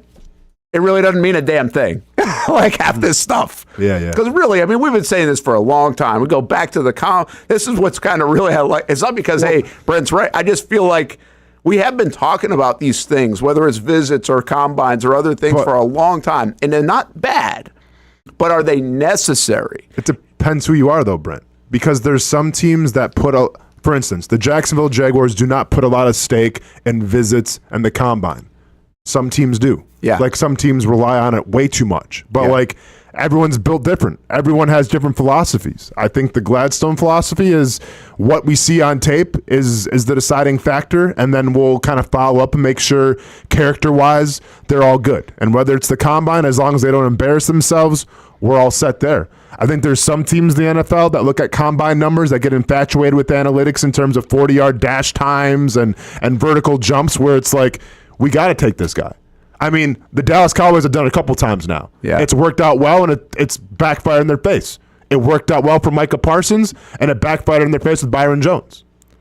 Yeah, you're right, and I heard you talk about that, and that's a good point. That's another one I want to get into. But I just think if this works, because the Rams did it and the Rams are working, and this works here in Jacksonville and they flip it around, you're going to see every team start to say the same thing about going to the combine in 5 years. There'll be nobody I don't know about nobody, but few. Because it's a little bit, Austin, in my opinion, it's okay, this is the way we've always done it, right? This is what I talk about a lot on the show. It's hey, in our industry, we do this a lot too. We're well, this is the way we always have done it. We got to do it this way. Well, it's 2025, and people don't consume and people don't do things the way they was done 20 years ago or even 10 years ago for that matter. So where do you pick your spots and move? And I feel like the Rams were willing to do that, step outside the box. Gladstone obviously comes from that. If it works, I think you're going to see a lot more people, maybe younger people that get in the industry, in front offices, willing to pivot from the norm. Yeah, I think, listen, this is a copycat league, but I still think if you have the older GMs in play, there's still ego involved. There's still... the audacity to go, I don't care what they're doing over here. What we're doing is right. I think Jerry Jones fits in this mold a little bit. So until the old guard is out, which I feel like there's still plenty of old GMs out there, until the old guard's out, I still think there's going to be keys for the combine. I still think there's going to be keys for visit. But as the younger generation takes over, I would come with you and say it's probably going to be more about the film and everything. But there's always going to be outliers. There's always going to be guys that think the 40-yard means everything. I mean, if that wasn't the case, John Ross wouldn't have got drafted where he did. You know, Byron Jones would have got drafted. I mean, it's just it's always going to happen until literally the turnover of youth takes over. And that's not going to happen, I feel like, in the next 5 years. So it'll take some time. Yeah, we'll see how long it takes. But you're right. I mean, we say that. It's like if your draft board moves drastically after the combine, other than because of a medical or something off the field, I'm always like, why? Like, why would it move that much? Maybe a quick little something here or there, but like nothing drastic because of a 40 time or something. Yeah. And that's, Hamby, you'll like this because this is my problem with sports today in a sense. This is what I love about this Intangibly Rich, and what I loved when he said about that 40 time. I'd rather get a guy clocked in the game. We got all that data. We got all this data. Why am I worried about a 40 time run on a track? Like, why are we worried about that stuff? And he basically said it. And this is where I've gone in a lot of sports, specifically like baseball, right? As bigger, faster, stronger is still a big deal. You gotta have some metrics, and it's specifically in the sport of football. Yes. But if you aren't intangibly rich and you can't play the game and produce, and you can't play the game. Like, we don't care in sports sometimes if you can play the game. Yes. Because we think you're big, strong, and fast, but you can't play the game. And that's IQ sometimes, that's production sometimes, that's just knowing what the hell to do sometimes. That's why I get on the bunting stuff all the time, Hamby, right? Defending the bunt, know how to play the damn game. Now, sometimes that bigger, faster, stronger dude can wash all that away just because he's so physically freaky gifted, right? But that's few and far between, and especially at this level, or by the way, if you're playing in the NFL, you're a pretty damn good athlete no matter what. For sure. Right? So, in my closing, because I think we have different opinions of what intangibly rich means. Yeah, I don't disagree with you. I think it's just a bit more than that. And what do you think it is? You think it's more of the IQ? I think intangibles are still not necessarily on a stat sheet. So I do think production I would just say it like this, Austin, what I just said. You're playing the game. I got to be able to say this dude knows how to play the game. And sometimes that ends up in production. Sometimes that looks like, hey, IQ, instinct, I know where I'm going. But you can tell when guys know how to play the game, and are football players or baseball players or basketball players, and guys that are just, almost robotic because they're so gifted as athletes. Yeah, but like I think if you're just robotic and gifted as an athlete, like then you're not going to have the production. Like Clowney was said to be like the next coming of Reggie White. At least a lot of people thought so because of the athleticism. But he never turned out that way. Now, why? Like, what was his production in college? Like, I think if you have a high IQ, I think if you're a good football player, then it's going to have a direct correlation of production. Like most of the time, I would say I think all the time. But like, this is why I think it's simple as production. Because if James Gladstone gets in front of the camera and says, I'll be honest, here's what we're looking for. Guys that can produce. We're looking for production in college. Well, then you've tipped your hand. Yeah. Now everyone knows exactly what kind of guy you're going to draft. Now everybody knows that, like, hey, you know, if whatever reason, like if Genty was there, they'll probably take Genty. Or if Hunter was there, they're taking him. Because they're looking for guys that can produce. But you use intangibly rich, and now it's left to interpretation. Now you've kept it a little more closer to the best. Yeah. Now it's like, well, what does that really mean? What are they trying to get at? I just think it's simply production. But you can't go out there and say that because then you've tipped your hand of the kind of guys that you're looking for. Can I just say one more thing then about you? And I don't want to keep going back. I'm not going back and forth. I think we could do this all day. Like there are probably examples and non-examples. But let's just take their free agent class then. Okay. Because they signed a free agent class that quite frankly wasn't that productive. How many of these guys are going to be starting? Well, I mean, as it sits right now, I think you have 2 offensive linemen starting. I think you have a receiver starting. I think you have a tight end starting. Do we feel confident with... Do we think the guy from Washington's going to be starting? If they don't replace it? Yeah, Dami Brown? Well, I think he's going to be in the rotation. I don't think he's going to be necessarily the 2 guy when it ends up at the end of the day, but I think he might be their 3 guy.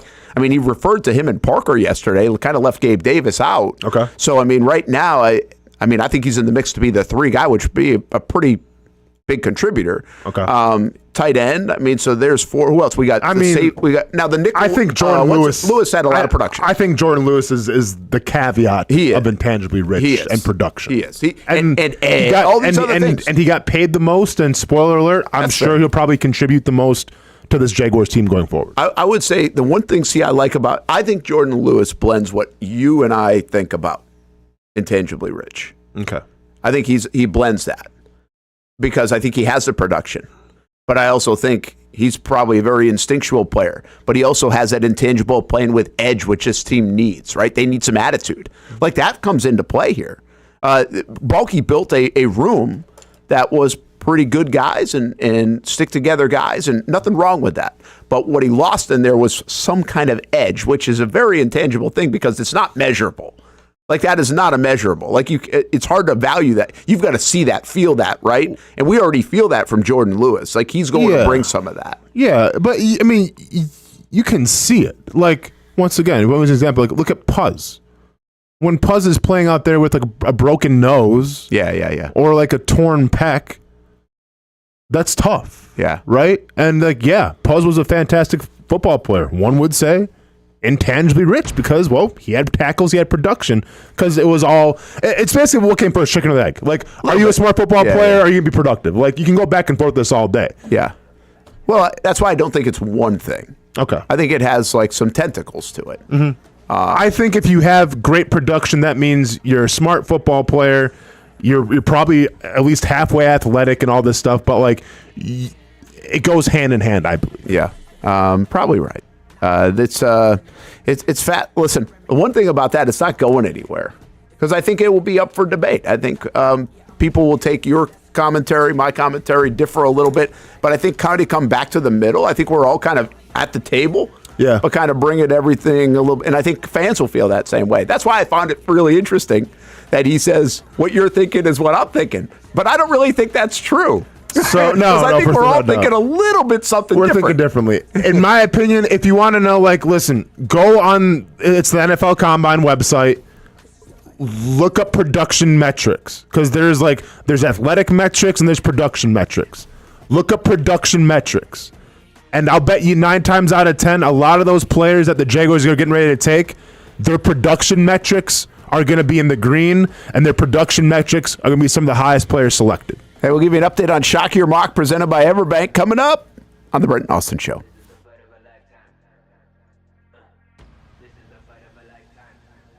When it's time to get a new car for anyone in your family, just remember, nobody but Nimnick, the #1 Buick GMC dealer in Jacksonville. Get the latest price breaks on 2023 and 2024 models or the newest 2025 vehicles in the showroom on Phillips Highway or shop online at NimnickBuickGMC.com 24 hours a day. GMC Sierras, Yukons, and the redesigned Acadias, or get the all-new redesigned line with Buicks. It's nobody but Nimnick, and part of the reason why is this is a first-class buying experience here at Nimnick Buick GMC. You're not just a customer, you're a friend. This is about getting a vehicle that best fits you and getting you on the road, and also helping you and your family down the road. Nimnick has a treating you right guarantee, courtesy, respect, fairness, and most Buicks, GMCs, and Jacksonville's only Car Bravo dealer, nobody but Nimnick. Who has put in the most years and stands behind a better experience?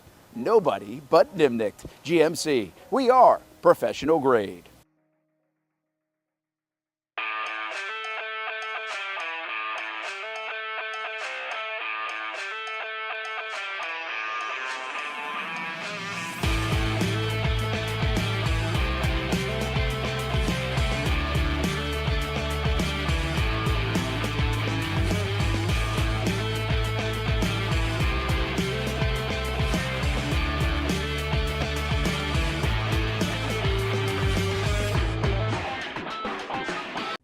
Action Sports Jacks is the biggest brand in Jacksonville, and we're excited to add another partnership for this team's biggest season yet.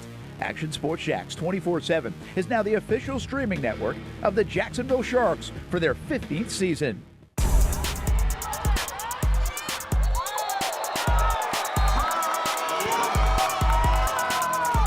Jacksonville Sharks are your champions. I've been telling you about CGC Water Treatment and Plumbing for a long time now. Their drinking water systems remove up to 99% of contaminants. We've had a Connecticut water softener and drinking water system in our home for more than 7 years. You can see the difference whether you're washing clothes, the dishes, or what I like to do most, fill this up for some coffee every morning, and mostly all day. Remember, if you're not filtering your water, you are the filter. Don't be the filter. Right now, you can get a free Connecticut reverse osmosis system with a purchase of a Connecticut Premier Softener. The experts at CGC Water Treatment and Plumbing will test your water for free and determine your water score. Don't know your water score? CGC will find out and recommend the appropriate Connecticut water treatment solutions so you can improve it. Call 904-552-1242 or visit cgcwater.com. Ask about our 90-day love it or leave it guarantee. CGC Water Treatment and Plumbing, an authorized independent Connecticut dealer. Florida license number CFC 1432579.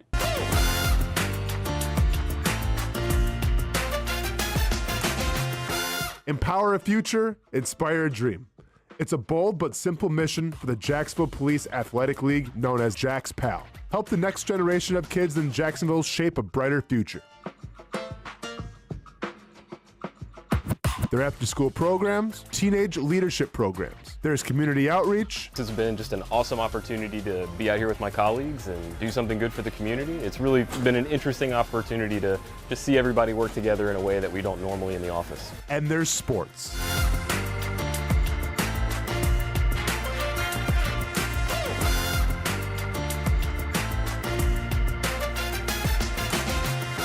There are also ways you can help the next generation with a donation of any kind. Just visit jaxpal.org to get more information. Empower a future, inspire a dream with Jax PAL. Most of us know how to throw.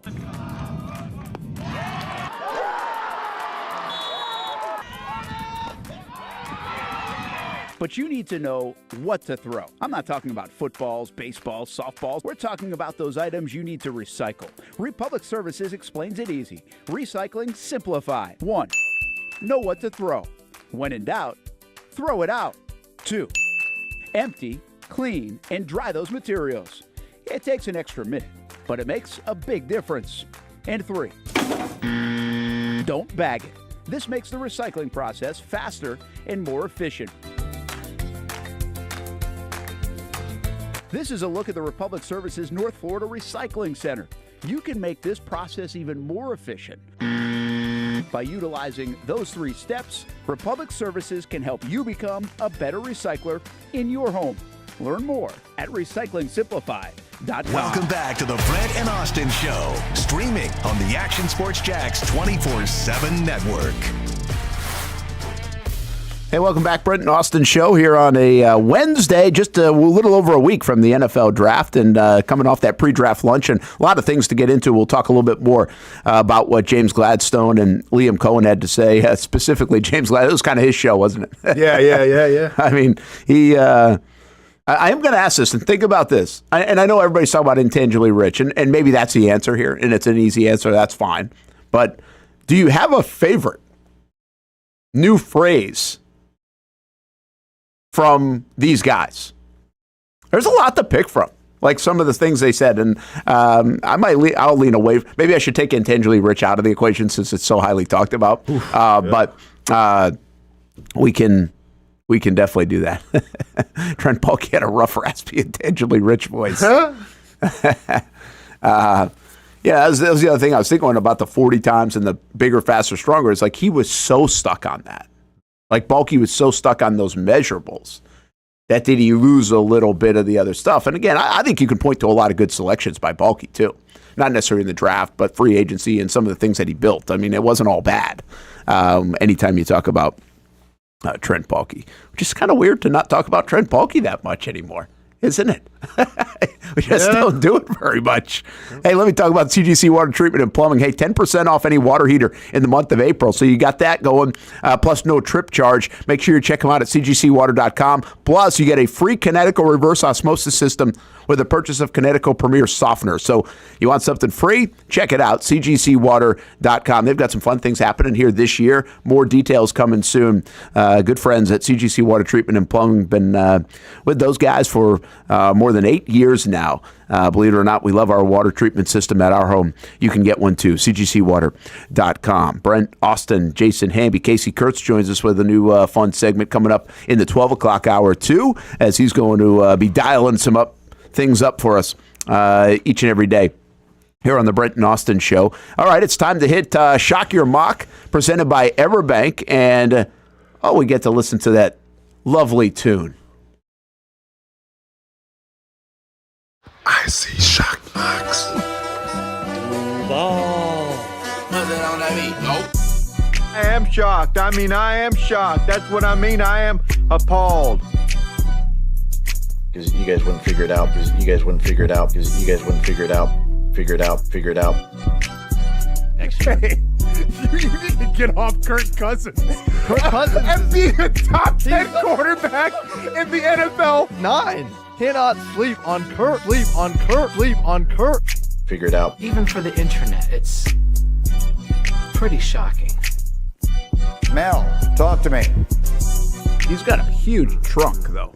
Figure it out. He's got a huge trunk, though. Figure it out. He's got a huge trunk, though. Duval. I feel shocked. Jack Chagrin. I feel shocked. Jack Chagrin. I feel shocked. Duval. With that, game on. Game on. There's another one of those, by the way. Is that your new favorite phrase? So we'll get to that. Don't let me forget about that, okay? There's a lot to get into on those. All right, so here's the deal. We have we want to set the table for next week when we have our bracket during the NFL draft week.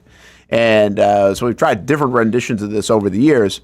And we have to basically pick one of these. Mm-hmm. You, me. Mm-hmm. We'll see another 4 tomorrow. Mm-hmm. If I've got this right, Hamby's picking a couple as well. And we'll have a quarterfinal starting on Monday. Bracket form. Quarterfinal, semifinal, championship. Monday, Tuesday, Wednesday, Thursday. Did I explain that right, Hamby? Yes, you did. That's pretty good. Hamby came up with it. Now, are we noticing that? I'm working on it. Okay. Just continue. Glad you noticed it. Start on the left. Yeah, we're not going to go on the right, are we? That's good. You noticed it was the mirror image. The same. Yeah. Okay. Okay. Starting on the left. Okay. So we got Robert, or it's wins. Yeah, maybe. All right. Both did have Matthew Golden first. Okay. Gotcha. Yeah, that's what threw you off, probably. Okay. So we're going to vote for either Gigantor or Kilkenny here, correct? That's correct. Okay. No, you're going to vote for, you're going to pick one out of the 4, whichever one you like the best. But we don't know the 4th. We don't know yet. the 4. We do now. Look at him changing it right on the spot. There we go. Good for you, Hamby. Man, that's good. Hamby, that's impressive. I like that. I'm just going to make sure I've got Timmy Vo and Astor not mixed up now. But well, you can figure that part out. Yes. We'll pick either. How about this? We'll go 1, 2, 3, or 4. Top. And Hamby, are you going to vote too, correct? No, not in this round. Not this round. Okay, got you. All right, Brent. You want me to go first or you go first? Who you like? Well, we can talk through this. Obviously, you got 2 Matthew Goldens, which is pretty interesting, right? Mm-hmm. Those were trade back scenarios. We had a lot of people that like to trade back, and once we pitted these guys against each other. And then you got Gigantor and Jax. Man, this guy, he's a good dude. By the way, looking great, Gigantor and Jax. Lost a lot of weight, so congrats on that.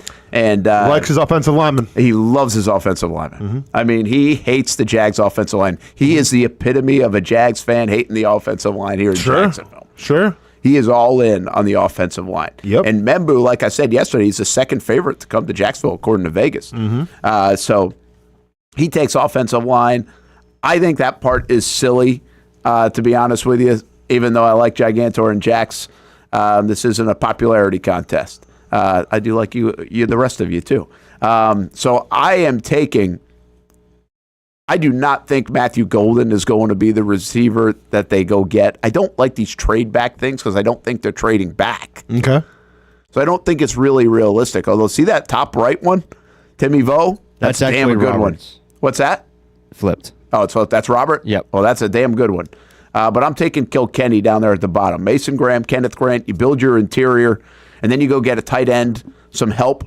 That's obviously Jason Taylor's son. And I think safety and edge are needs, and Jack Sawyer, I think, would be a great player for you. So I like everything done at the left. After that, you just never know. But I like what Kilkenny does on the left-hand side. Would I like receiver? Yes.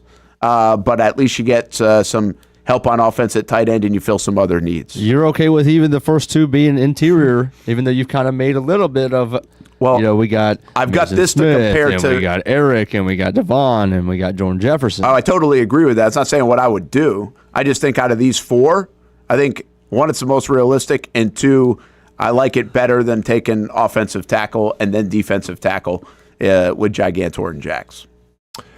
So I think if we look at Roberts here, is Matthew Golden my favorite wide receiver? Probably not, but I do think wide receiver is a need. And if the whole goal is to see what Trevor Lawrence can do this year, if he's truly that guy, I'm trying to get the biggest sample size possible. So I'm trying to get another wide receiver to help him out. So I like Matthew Golden. The Gray Zabel guy, or Zabel, whatever. Yeah. That one to me, it's like, is he going to come in right away and make a big difference? Up for debate. I think Kenneth Grant is the steal of any of these mock drafts. If you get him at pick number 43, I have on good authority that Kenneth Grant could be a stud for whoever he goes to. Might be going to the Lions. We'll see.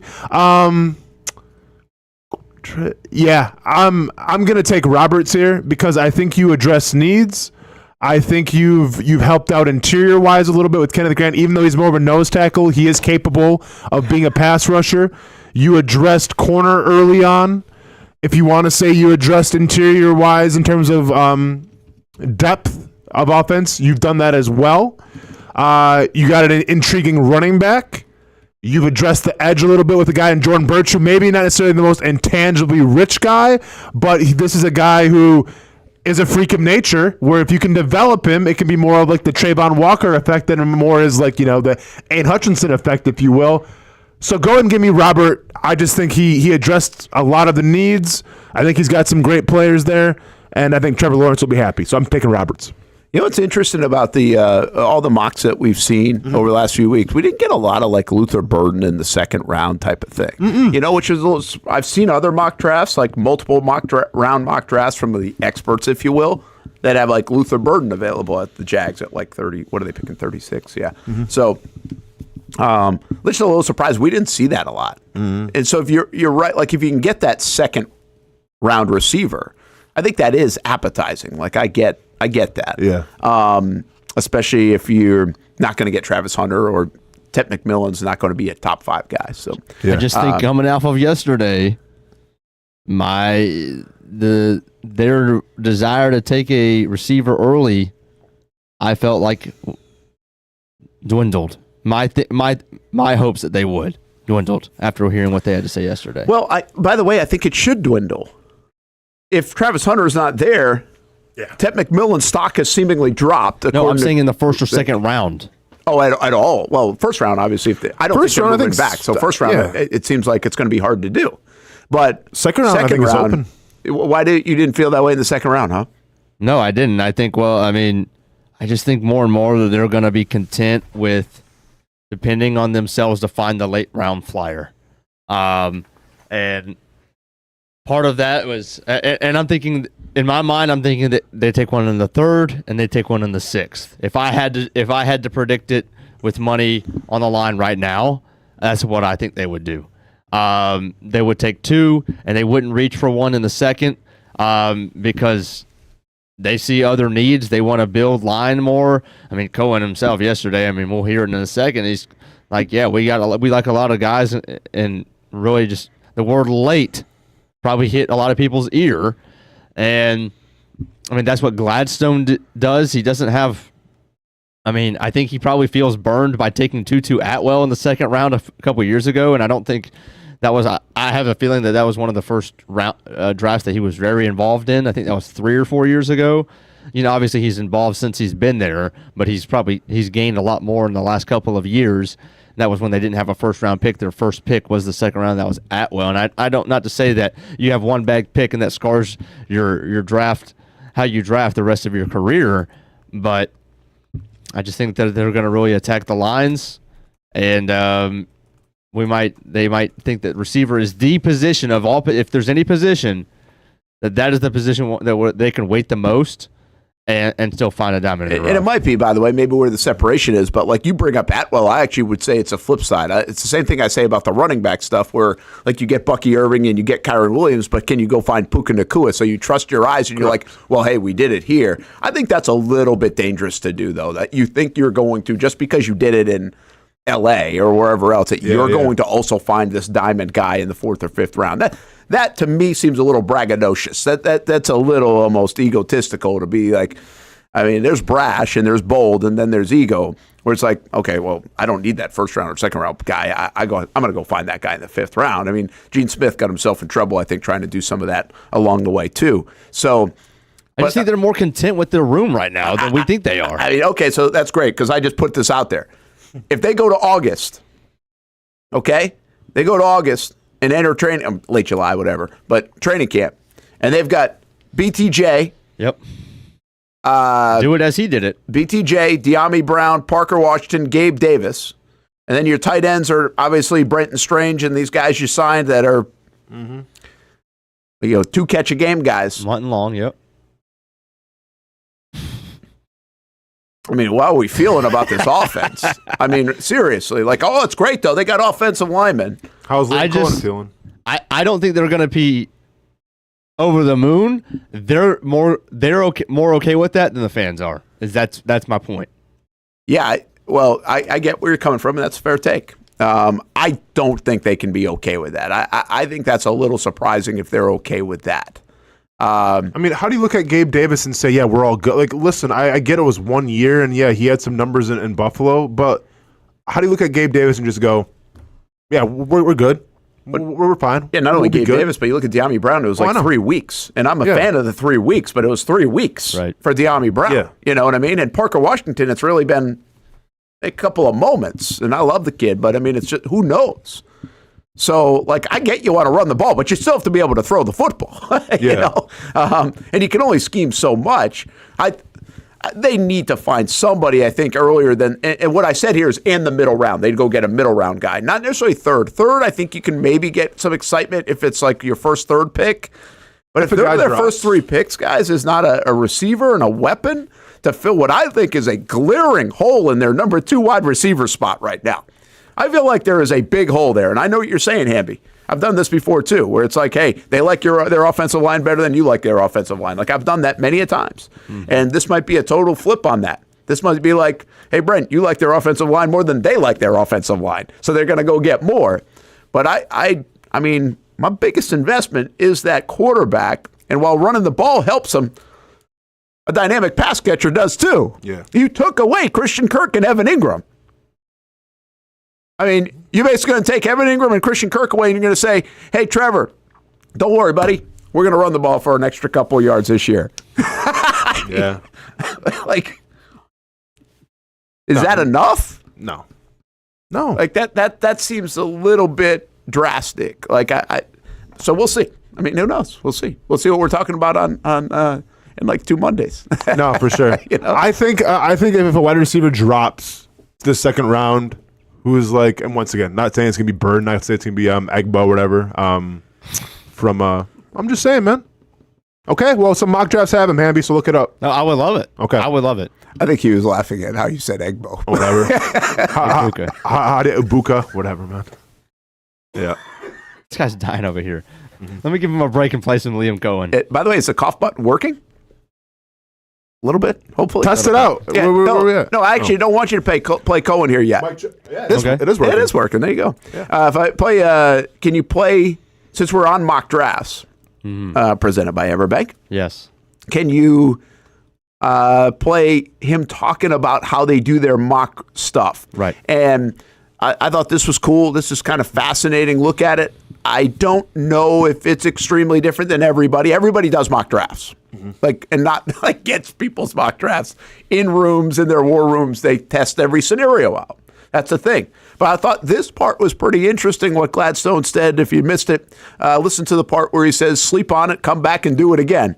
Here it is yesterday. And he was asked, like, when do they come to a final conclusion? Yeah. So for the start of this. Yeah, right before we pick. I mean, it's interesting. It's not so black and white, right? You can probably think about the decisions you make in a day. And especially when you have the chance to sleep on it, whether or not it's the right one or the wrong one. And we've gone through a ton of exercises over the last 5 weeks to where we sleep with decisions, right? And we say, this is exactly what we're doing over the course of the draft. How do we feel about this outcome? And we wrestle with that, we sit with it, we reflect, and then we try a new one. And that's been fun because I know it's not something that the larger group has been used to doing, at least in that long of a runway. But for me, it's the way in which my mind works. And I've, in the past, experienced the moments when you send in a pick, you know when you press enter whether or not it was the right one for you. And that's what I've enjoyed doing over the last handful of weeks with our group, and sort of treating it like we just pressed enter and trying to wrestle with whether or not that felt the best, or if it's exactly what we would have wanted to be the case. And so just like any player going out onto the grass in preparation for a Sunday, we actually want to treat these reps like real life. And so trying to create that as often as possible has been certainly enjoyable, but look forward to it actually bringing with it some positive results here soon. I love this guy. Make sure I don't love him too much, but I just think he's so articulate, man. It's such a different way of speaking too. Like, he just sounds different that I love, but it makes sense. What I think was big in there is not. I don't want to say everything that Gladstone does, Austen, is like reinventing the wheel, okay, or the Rams did. But I thought it was interesting that he said guys that are in this building right now that I've inherited aren't used to doing it this way. For what he said is long. It's like they might do this a little bit, like right before the week of or something, but we've been doing this for seemingly a couple weeks now to really practice for this moment. I thought it was kind of fascinating. Yeah, I mean, it's cool when you've done things a certain way and then you've changed it up. And obviously, and then I think, a guy who's talking about if you hit the button, if you turn it in, like, you either know or you don't. And I've known many times, like, listen, I'm going to caution James Gladstone on that, though, because I've known many times when I've hit the Kyle Pitts button in fantasy football that this was going to work out great for me. What I didn't realize is that Arthur Smith was going to royally screw me year after year after year with play calling and then using Jonnu Smith on tight end sweeps when you had a perfectly fine Kyle Pitts to do the exact same thing, if not faster. So I get what James Gladstone's trying to say here. I just caution you, even though when you feel good about hitting that button sometimes, because God knows I felt fantastic doing it with Kyle Pitts, it can come back to bite you. You'll never get over this Kyle Pitts. How could I ever get over it? How could I ever get over the hype that he was out of Florida? Once again, maybe not intangibly rich like we wanted, but I had the freakish athleticism where I'm like, this guy's going to do something, and never really amounted to it. Interesting couple of Florida guys that come up to that production versus whatever. Pitts obviously produced like crazy, but like an Anthony Richardson would have been a huge, we said that right away, right? That huge red flag, like he didn't produce there. Ripley, this is either going to be an amazing or it'll be the greatest train wreck to ever grace the St. Johns River. Yeah, I agree with you. I think this is like really does feel that way too. Like this is like we're all bought in. We're drinking the Kool-Aid. This is why it's crazy. Because this is a complete 180 from what it's been in the past. Yeah. Right? So everything is kind of the opposite, right? We're an upside down world right now. So we think, okay, well, it didn't go good with Balky and company. So what do? It's almost like the Seinfeld episode where George Costanza does the exact opposite, becomes, the traveling secretary of the New York Yankees because he did the opposite. The Jaguars are doing the opposite now. So we all think it's going to work out. If for some reason it doesn't work out, then I don't know what to tell anybody. Yeah. Then we're going to start hiring exorcists and burning sage because the team might be cursed. Well, instead of going 180, they should have maybe gone 90 degrees instead. There you go. Like, I don't know.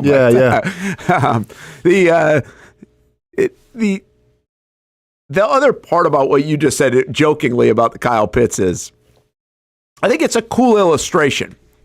Think about what keeps you up at night or a decision that you make. And you wake up and sometimes you do because you're emotionally attached to the decision, right? So you're emotionally attached to, hey, I think we should trade up to get Travis Hunter. And it's like, you come back the next day and you're like, okay, I'm not as emotionally attached. Sure. It's over in your mind if you can really plant yourself in your mind. Like, I didn't think about this, you know? So I like the exercise. The exercise is really a cool exercise to try. Now, can you get yourself really in that place when you're not actually hitting the enter button? Well, that's a tough thing to do, right? That's a hard thing for an athlete to do. You can rep it.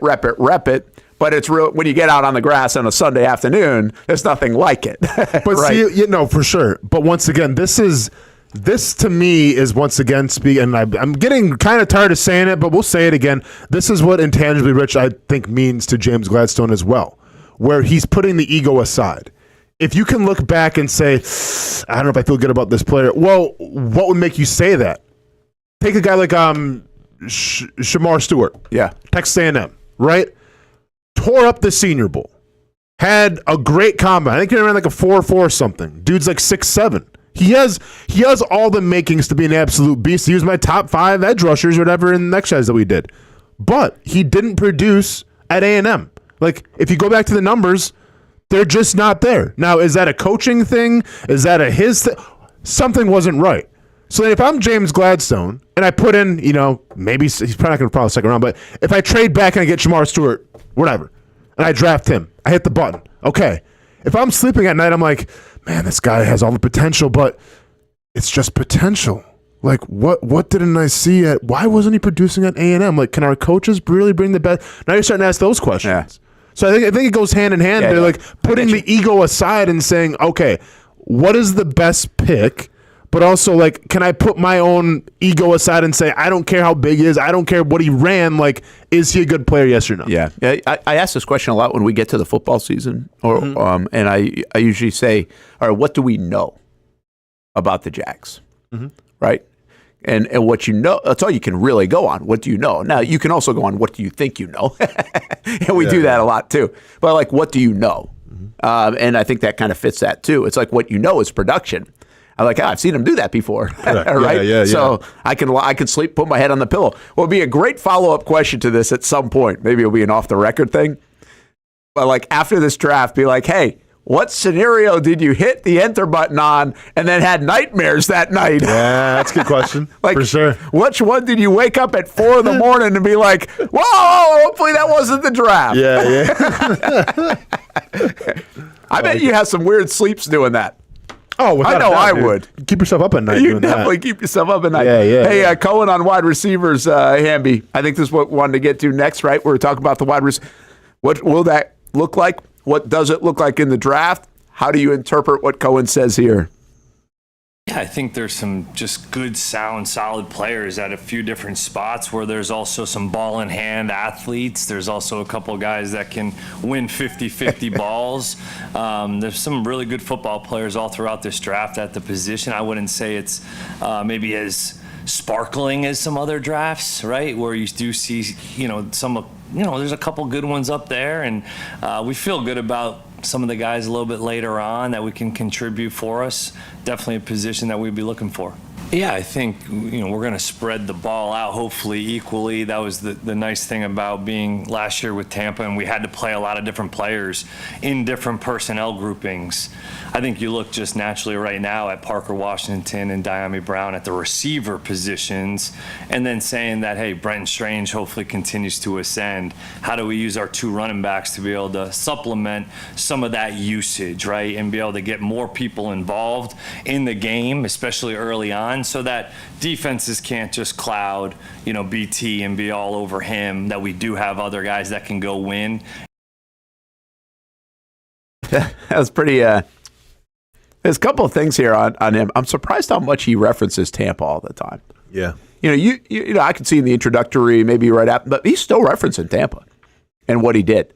I'm not criticizing him. I'm just saying it's interesting. You usually just, I feel like a lot of coaches, like Doug, I don't feel like you reference Philly for like 2 years, or 4 months. It's only been a couple months, by the way. But but it didn't end well in Philly, though, either. Yeah, true. Maybe that's why. And there hadn't been a gap year. Of course. Like Liam Coen's performance last year in Tampa is the reason why he's got the job here. So that's his you're comp. trying to mimic that. Yeah. The other thing is, I didn't know if this was, he eventually said it, I guess he's not in love with the receivers in this draft overall, but I also thought sometimes this is what, I think Liam Coen's still very new at this. He's in a spot he's never been. And I think sometimes you can feel when he's just trying not to give anything away. Sure. Right? Yeah. Like, and this, see, that's why I think you got to be a little careful here, Hamby. I don't know if it meant I'm not taking a receiver until the 4th round. I think it's kind of like I am trying so hard in the beginning of this commentary to not show my hand. So we're going to talk as general as possible about this tricky spot for these guys, especially if you're by rule and normalcy, you want to be transparent. Well, you can't be transparent right now. You got to hold some of this stuff. So I think it's a tough spot. I think he's learned to be in that spot. And then he eventually got to, it's not as sparkling, but he was almost talking this receiver class down to the point where I almost could spin this the opposite way and say, look for him to grab a receiver in the first 2 rounds. That's the way I've listened to a lot of sound over the years coming into the draft. And it almost felt like he was trying a little too hard to say, it's not really here much for him. And by the way, it doesn't get me buying season tickets when you say De'Ami Brown, Parker Washington, Brenton Strange. You're going to be like, it does not get me that excited. I got to be honest. And with all due respect to those guys, like, is that enough to help Brian Thomas Jr. out? Forget about Trevor Lawrence. Is that enough to take these coverages away from Brian Thomas Jr.? No, I'm going to double team Brian Thomas Jr. until further notice. Yeah. I mean, that's an element here, too. Don't think just Trevor. I mean, this is all, how do you get more and more out of Brian Thomas Jr. without putting so much on him? Mm-hmm. You get to week 3 and he's frustrated because you're trying to force him the ball and you can't because of all the different defense they're playing because, quite frankly, they're not worried about anybody else. Mm-hmm. Man, you better really run the hell out of the football if that's going to be the case.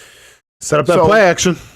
So I just think that part's interesting. Let's finish it up with, what do we got? The character issues one on Gladstone? Gladstone talking about, and the 3rd and 1. He really referenced Tampa Bay again. Oh, we'll do. Well, let's stay on that. Let's stay on Coen then on 3rd and 1. Since we're talking more X's and O's, this was an obviously everybody knows 3rd and 1 has been a problem, right?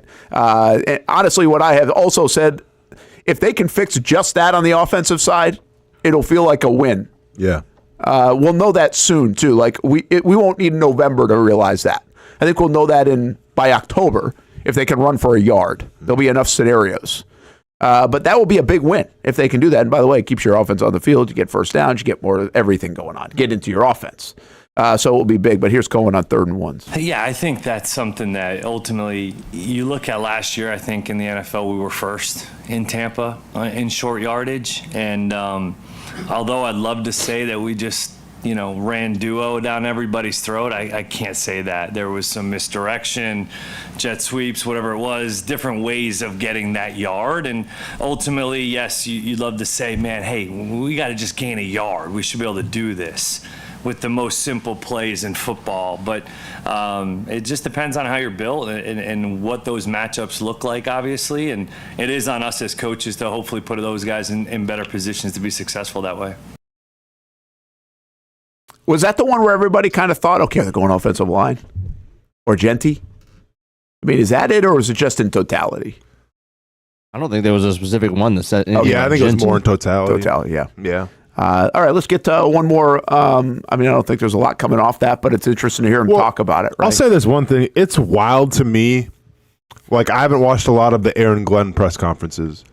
But it's wild to me how, like, being on a different side of the ball can change, like, your entire tone, can change, like, your entire demeanor. Like, that soundbite right there is a classic example of an offensive coordinator, very analytical, very just, like, I don't want to say nerdy, because that's not the right word, but you know what I'm saying? He's just very, like, high IQ football smarts.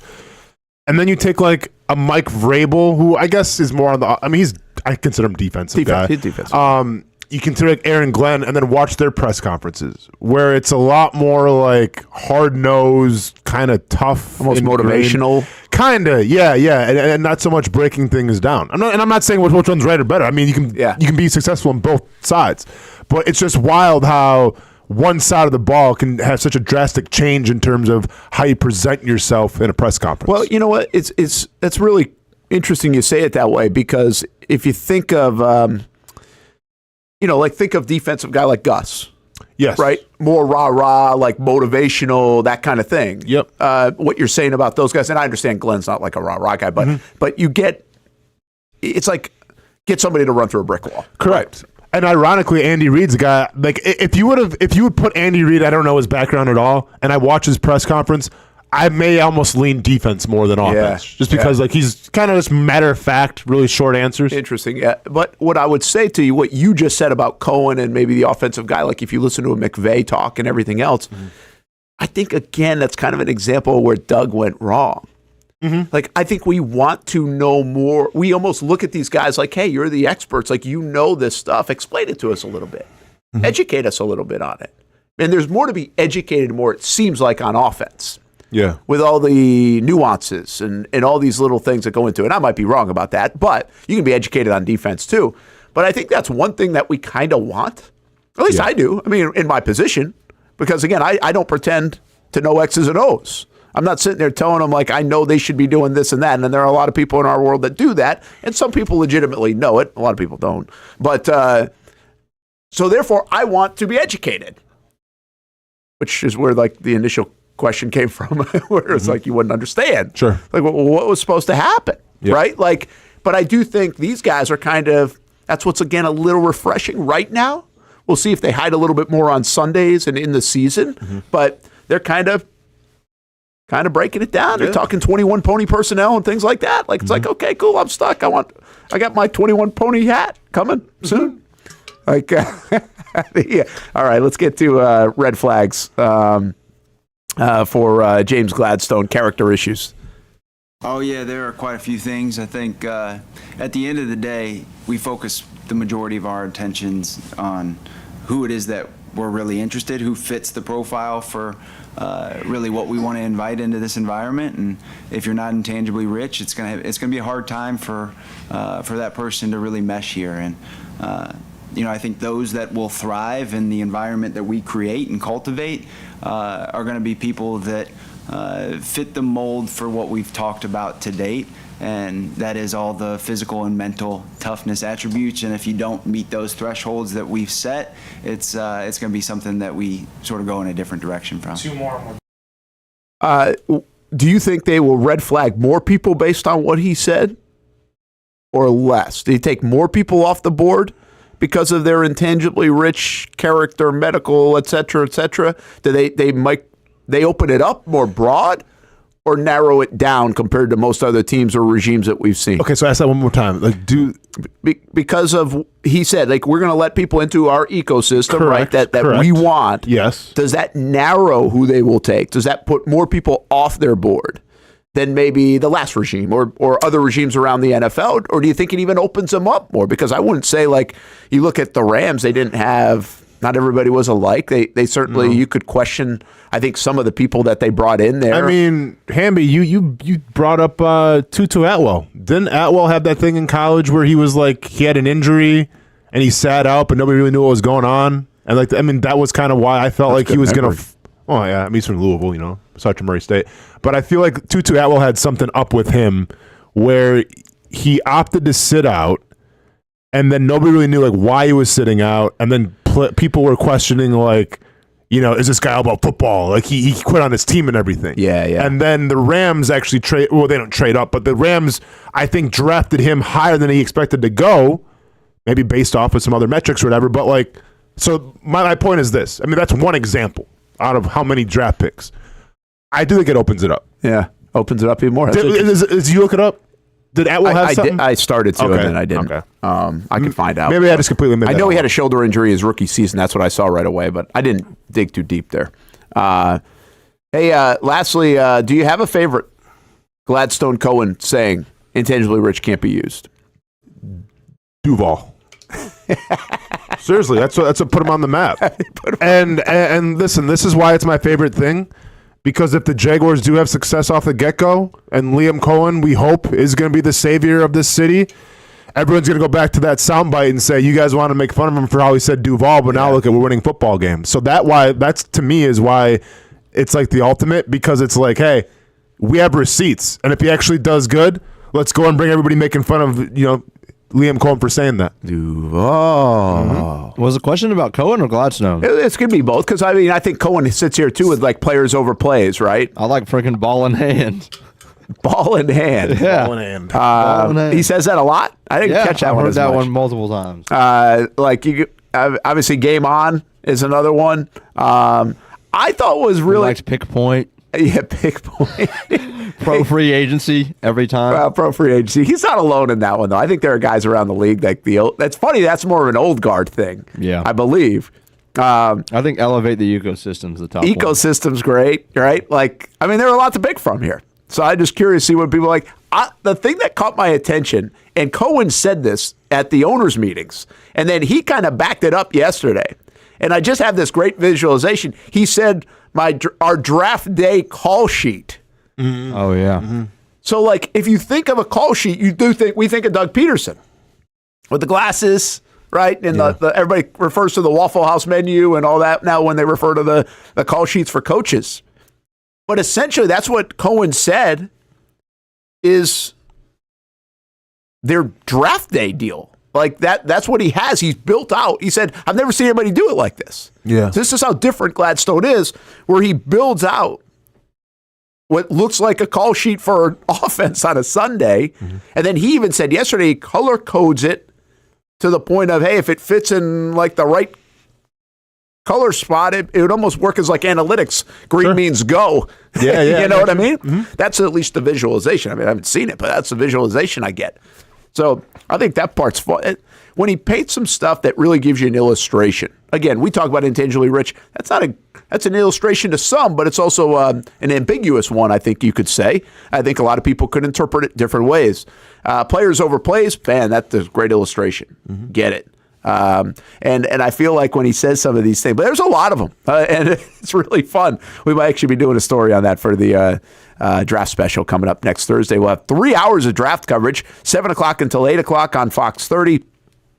I think it's on Fox 30. Might be on both. I'll check that next Thursday night. And then 8 to 10 right here on the Action Sports Shacks 24/7 network. We will continue our draft coverage through the Jags pick. And, of course, we'll be on from 10 a.m. all the way until midnight with draft coverage next Thursday. We're getting closer. Finally, the NFL Draft 2025. Let's take a break. We're going to have some fun here. A little play-by-play. We got Duval Daily. And your play-by-play is not going to be typical. Casey Kurtz introduces us. We have no idea, by the way. We're going to be surprised. That's all in the way of the Brent Austen Show.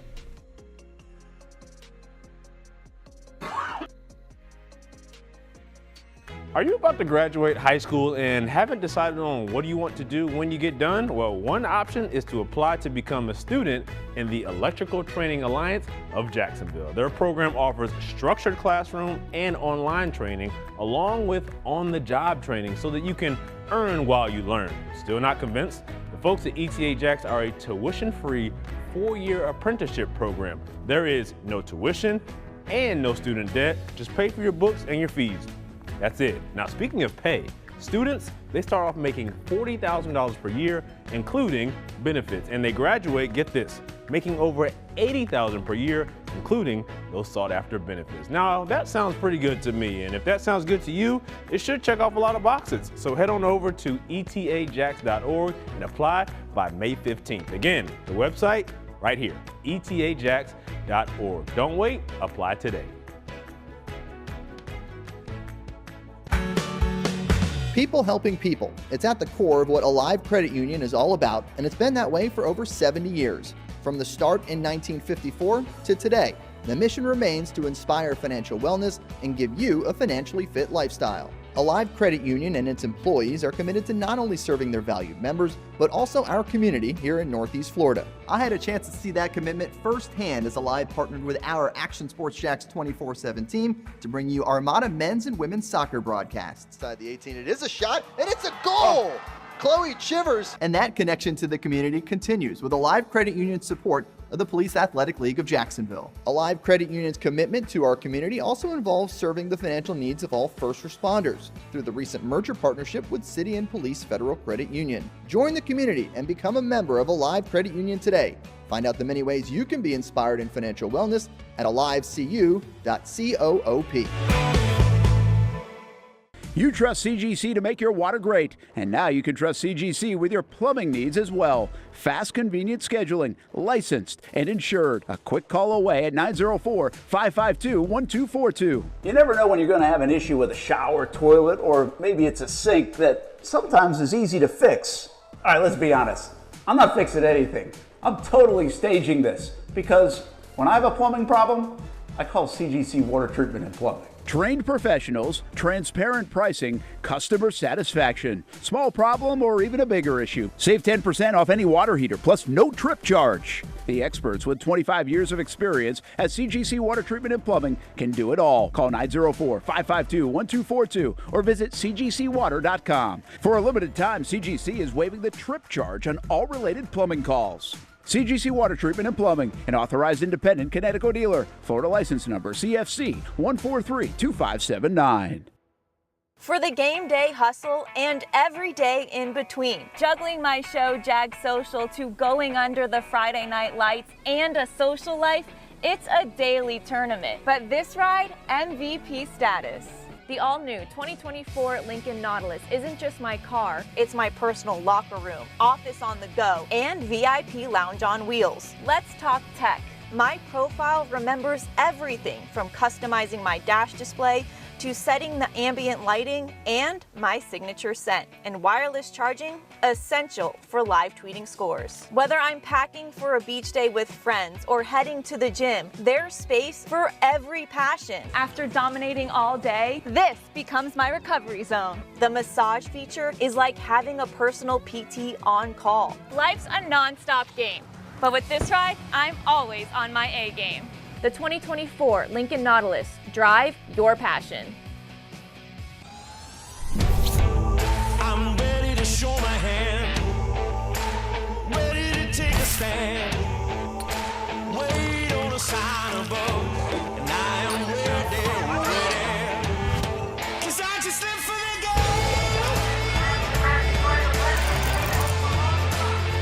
'Cause I just live for the game. 'Cause I just live for the game. The crown's for the tape. I got it. Iconic. I'm built to win. Back to back, I do it again. I'm iconic. I'm one of a kind. I'm iconic.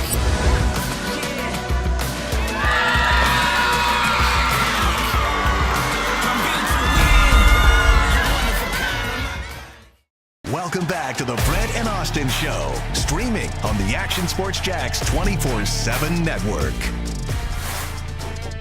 Welcome back to the Brent and Austen Show.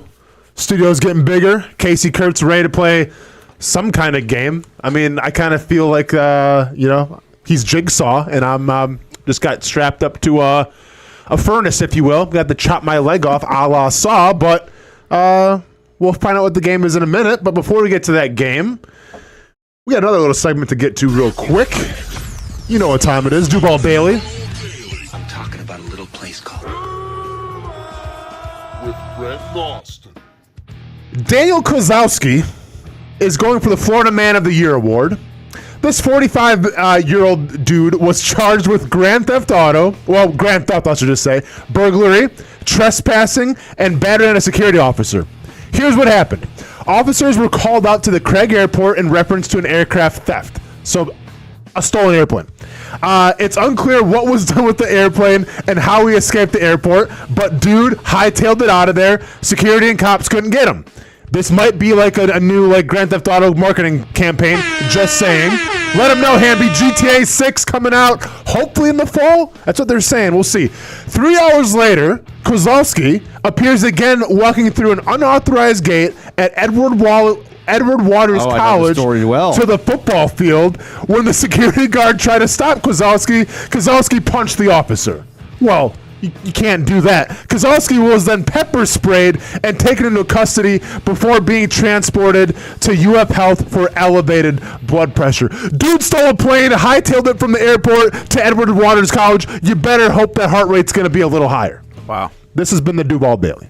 Thank you for that update. And Hamby knew all about the story, too. He's probably been reporting on that. It's everywhere. Hamby, this is where your worlds cross. Yep. Depending on what Austen does. Did he? Yeah, depending. Did he steal the airplane and fly it, or because they weren't really? I don't think he got off the ground. Didn't get off the ground. Missed it by that much. Watch too many movies. Yeah. I just got this, so I'll ask you guys: too high or too low? Probability for the Jags to make the playoffs: 37%. I mean, that's just right. I feel like Goldilocks. Like this bet is just right. I feel like 37% is just right. There's no such thing as 37% has never been just right in anything. What would you say, higher or lower? Brent, what do you got? I say it's too low. You think there's a better? Okay. Casey? Oh, too high. Yeah. Of course. Mm-hmm. This is actually just like the... this is Goldilocks, man. Read whatever bears. That's what I'm saying. Too high? Yeah, exactly. Or maybe I'm just right. Maybe it is 37%. Right. Hamby, what do you got? I don't know how we pay that one off if it was just 37%. Break the tie here, Hamby. What do you got? I got too low. Too low. Oh, of course you did. Homer. Well, he had him winning the Super Bowl last year, so. Hamby. This That is didn't go well. Nice haircut. Thanks, dog. This side of the table's got some new haircuts lately. Yeah, this is actually foul. I had long hair for a minute there, and yesterday I was outside, and my head is sunburnt. That'll happen. Yeah. You gotta wear that hat, man. I got to go back to. I got usually have a lid on. Hat, You're just hat showing it mode, off for a Casey. day. No, the head. I have the similar situation as Nick in the daytime, where the hat screwed up his hair, and then he went full bald. I don't know if he's been around here, but I couldn't, do that, so I just went short. So I got to lay off the hats for a minute. Yeah. They do. Is that a true thing? That hats will make you bald quicker? I have no idea. I mean, I've heard it many times. I don't know if it's true. When I wear the hat, I kind of wear it like this, so it pulls the hair back. So right here is really a mess. Light. Like when I get bald, it's going to be right here, which is super unfortunate because then I just got to do all of it. They got things for that now, Casey. You'll be fine, man. Yeah, that's true. There's hymns and stuff or whatever. I don't know what they call it. I think it's hymns. Oh, is that what it is? I think so. Yeah, a little bit of everything. For Casey's been doing research. Yeah, I see They regenerate everything apparently. Whoa. Yeah. Whoa. Hamby's a hat wearing guy. You could be bald by next year. Shoot, I'm in big trouble. Take them off. I actually wear it sometimes that's my version of combing my hair. Because I never comb my hair. I don't put anything in my hair ever. Yeah. It's an intellectual. So I'll get out of the shower and I'll literally just put a hat on. And if I wear it for about 15 minutes, take it off and on a few times, my hair dries and it dries the way I want it to. This guy gets it. Huh. I've never heard that, but all right. Yeah, more power to you, man. I've never heard of that either. Will you dry your hat with the head hair with the head on? Well, no, Casey, I can't say I've never heard that. So it brings it down a little bit. Yeah. Oh man, okay. I figured you guys just put some, kind of like just whatever. No, that's the model. That's what I told the haircut lady. I'm gonna put some gel in it. No, I'm not. No, you don't do gel, mousse, anything like that. Nah, unless Amanda throws a fit, like if we go somewhere. Oh, like, I mean, can you do special something? occasions. Yeah. Hamby, are we gonna gel that bad boy for your wedding? Nope, we're going hat. You're going hat. Yeah, right. You're gonna wear a hat for your wedding? No, Bro's gonna have the fastest. I only got to wear it for like 15 minutes, sometime during the day after I get out of the shower. Okay. All right. My head hurts sometimes when I wear a hat too much. Really? Yeah, and I've worn a hat all my life, but a lot. But now it's almost like hurts. Not like get a headache, but just uncomfortable. Yeah, I was gonna say it. Spots. Don't wear one, man. I shouldn't say hurts. It's like I already told you I'm tough. It can't hurt that bad, but not tough. The numbness is starting to take off though on the teeth right now, so I can feel it. Oh, it's starting to hurt? I did get a coffee in me for a while. That's good. Is it just coffee? You pour something in there? Nah, just coffee. Okay, there you go. So you're starting to feel a little pain now with the... not pain, just a little discomfort. Okay. It was a good numbing job. I feel like it wasn't if it's already wearing off. I feel like when I get my cavity... in the chair at 8 o'clock. Oh, okay, yeah, that's a good point. It's been 4 hours. That's a good point. Yeah. I was in there for 2 hours, and what's interesting? I was thinking of this. There's a lot the dentist has to figure out. Sure. Like they were doing some real stuff today too. It wasn't just like a cavity. You don't brush your teeth, is what we're hearing. I didn't know. I mean, Confirmed. we've already had this conversation. Non-teeth brusher. No, I do brush my teeth. This is a hereditary thing. Well, your teeth are fine? No, actually, my things just got goofed up. It was in there digging, boy, and they goofed up. It hurts still. You hate to see it. But anyway, like I did hear them once in a while. They'll poke her and be like, "Well, you should have probably done this like a few years ago." Yeah, you know, like where the hell have you been? Yep. But he has to. He's really like.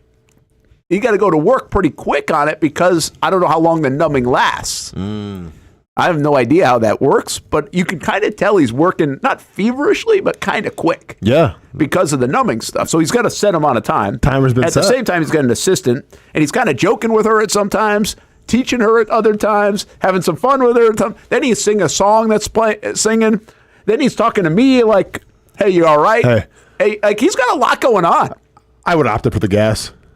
I would have just been like, I'm just take a little snooze fest, quick, wake up refreshed, go ahead and do what you got to do. Yeah. We're singing songs and everything. Yeah, he was good. That's cool. It's a lot going on choreographed in that room, though. I was thinking, because I was there for quite a while, so I can think about this stuff. I've never wanted to be in a room more and just play with the stuff than being in a dentist room. Like the squirt gun thing and like the drill and like the dry. Dude, I've never wanted just to be like, speaking of intrusive thoughts, having intrusive thoughts of just if this guy walked out and I knew I had like a good 20 minutes, just kind of gander. Yeah. Oh, I'd be going to town. Oh yeah. But I try to be respectful. Well, plus I don't go to the dentist. So. Well, not only that, since you haven't been in a long time, you'd be amazed at like what they do now. Since high school, Casey. Well, I've been to them with my son, so like I've seen the state of the art stuff, but I haven't taken part.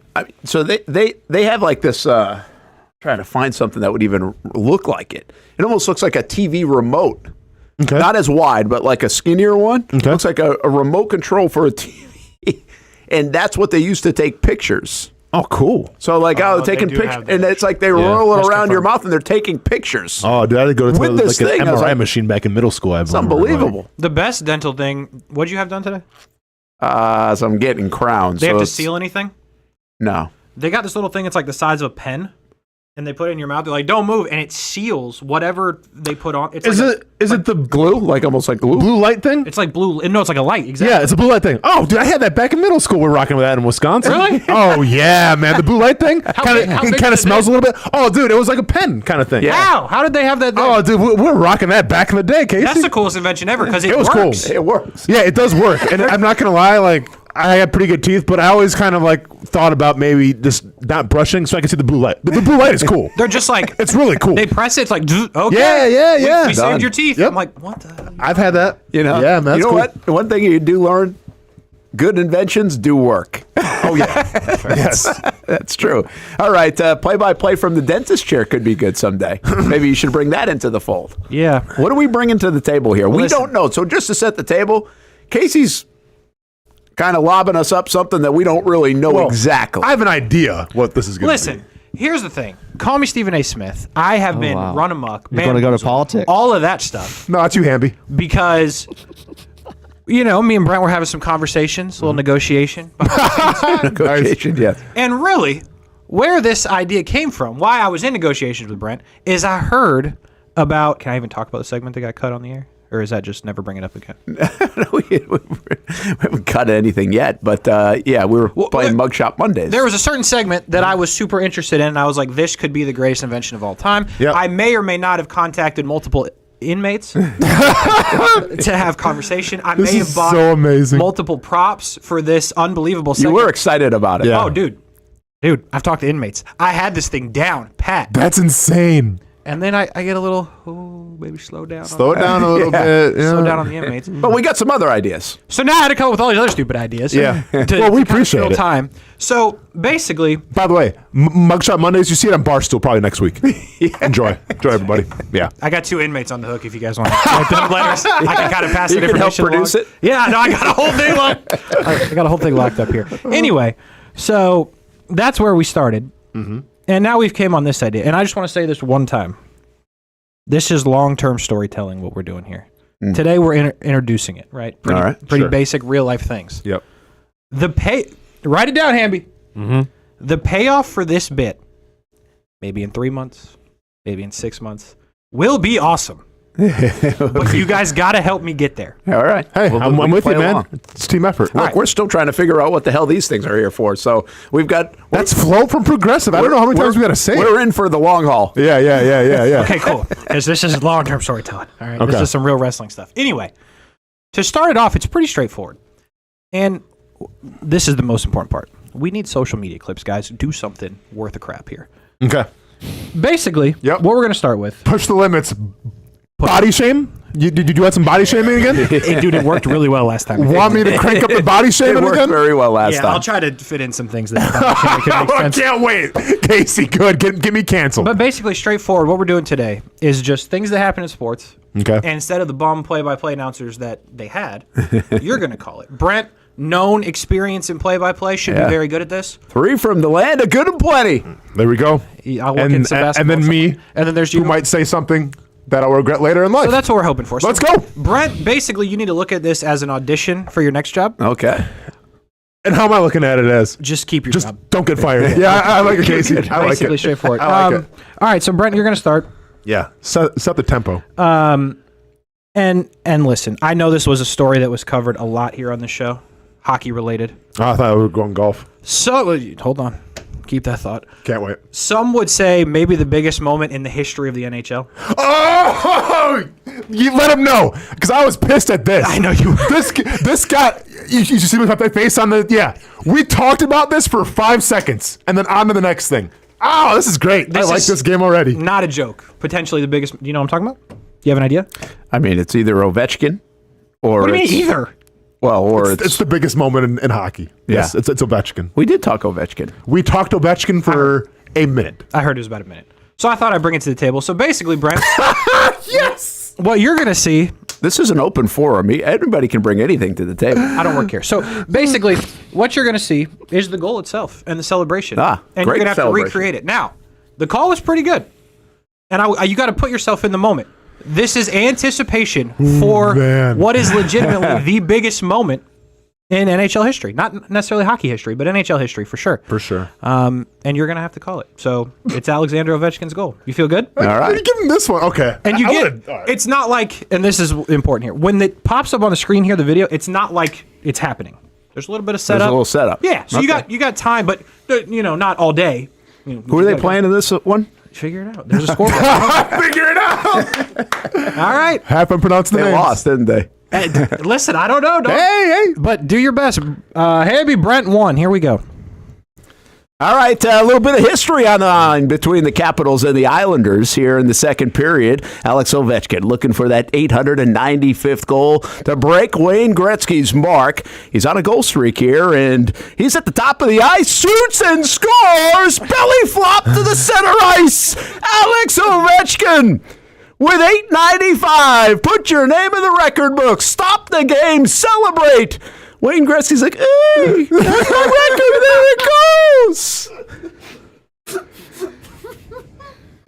Who's that? That's his wife. That's his wife. the kid is coming. The kid is coming. Be ready. Should we keep going here? Yeah, it's almost. Just wait till the kid. Wait till you see the kid. Well, I got to let it breathe. Oh, yeah. You're supposed to let it breathe the moment. Wow. Did you see CBS went 7 minutes after Rory McIlroy? They didn't talk? Yeah, give Austen a second. There you go. Oh, good. You're letting it breathe, huh? That's a golf clap here for Ovechkin's record-breaking moment. Anticipated all hockey season long. And what a streak by the 39-year-old. And there's the kiddo. Got to see his dad do big things. Next, a call from President Putin. Nice. Work that in there. There we go. Work it in there. All Yeah. right. So we're working it. Not bad. He did get a call from President Putin. Really? I didn't know that part. That's good, bro. I mean, that makes research. sense. Yeah. All right. I just want to confirm now the Ovechkin thing has been covered on the show. Okay. I did the best we could. No, thank you, man. Appreciate you. All right. So historic moment number one. I didn't know how long this was going. We go through the video. Well, in a moment like that, for sure. Okay. Yeah, okay. If it's a strikeout in a D3 college baseball game, move along. See what's next. See what's going on in the crowd. All right. Historic moment number two. Is this for Austen? This is for Austen. Rory McIlroy. I don't know if you heard. It's probably covered on the show. Unconfirmed. We did. Wins the Masters. I'm gonna let this one breathe a lot. And I just want to put you in the moment. one of the most historic moments in the history of the sport. In your opinion? No. No, in the sport, sure. Yeah, I got you. Yeah, in the sport. Yeah, in the sport. Sport's been played since before electricity. This is a heck of a moment. So where we're going to pick it up, he's already hit his drive. Okay. He's about to hit his second shot. Okay, so we're going to do the second shot, because I know what happens at the end. Second shot, and then into the putt to win it. Into the putt. Okay. Into the celebration. Okay. So you've got a heck of a situation. You know that Justin Rose already hit his shot. Okay, so that's the guy he's going against. Fantastic. Yep. That's good to know. You feel good? No, but let's get it. Hamby. Hole 18, Rory McIlroy. Great shot. Birds chirping. I've never seen a bird here in my entire life, but they might be pumping the audio in. What a shot! Wait. He's on the dance floor, and he's moonwalking backwards, ladies and gentlemen. This is going to go in the hole. Not quite. No. Beautiful shot, though, by Rory McIlroy. Even closer. Somebody's closer. Justin Rose. Birds chirping once again. Haven't seen a bird here in 25 years. I've been calling this. And now the putt to win it. It's a 2-foot putt. What are you taking your time for? Just tap it in. I can do this all day, Rory. The moment, the shot. And we have a new Masters champion. People in the clubhouses going absolute ballistic. Kids in the inner cities going, whatever. Rory McIlroy in tears, the emotion, the weight is finally off his back. He's screaming, ladies and gentlemen. Once again, birds chirping, and there's his caddy, going to make 5% off this caddy tip. So, I don't know, do the math, probably $20-something million he's going to be right there. $210,000. And a fist bump, too. $200,000, sorry, Brent, appreciate you. Rory's emotional, man. And then he's got and there's Justin Rose. You hate to see it for Justin Rose, though. Finished second again. Not the first time that it's happened to Justin Rose. He finished second once again. You hate to see it. I'm sure his caddy's pissed. His caddy ain't going to make that much money either. You hate to see it for Justin Rose. Love to see it for Rory McIlroy here at the Masters. That's what you should do. I like that. You should have that in golf all of a sudden when Jim Nance is like, the caddy's probably pissed. Not bad. That's whatever. Not bad. Do what you can do. You knew Rose would finish runner-up before. I like that. I did know that point, yeah. That was good. Thank you. you. A good little work through right there. Yeah. All right, Brent, you got one more. Another thing that you're definitely suited for, the UFC. Oh, nice.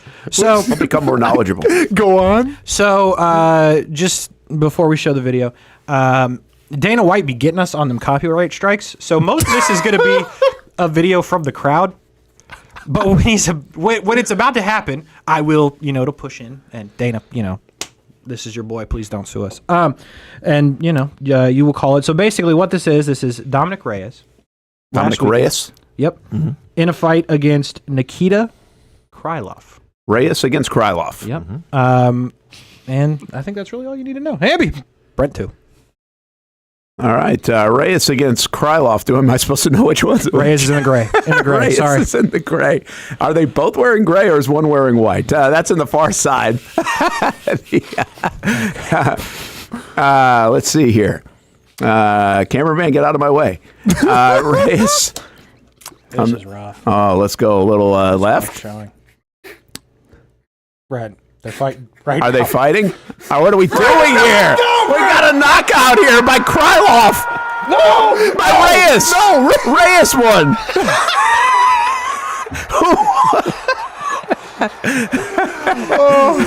Dana's like, get him out.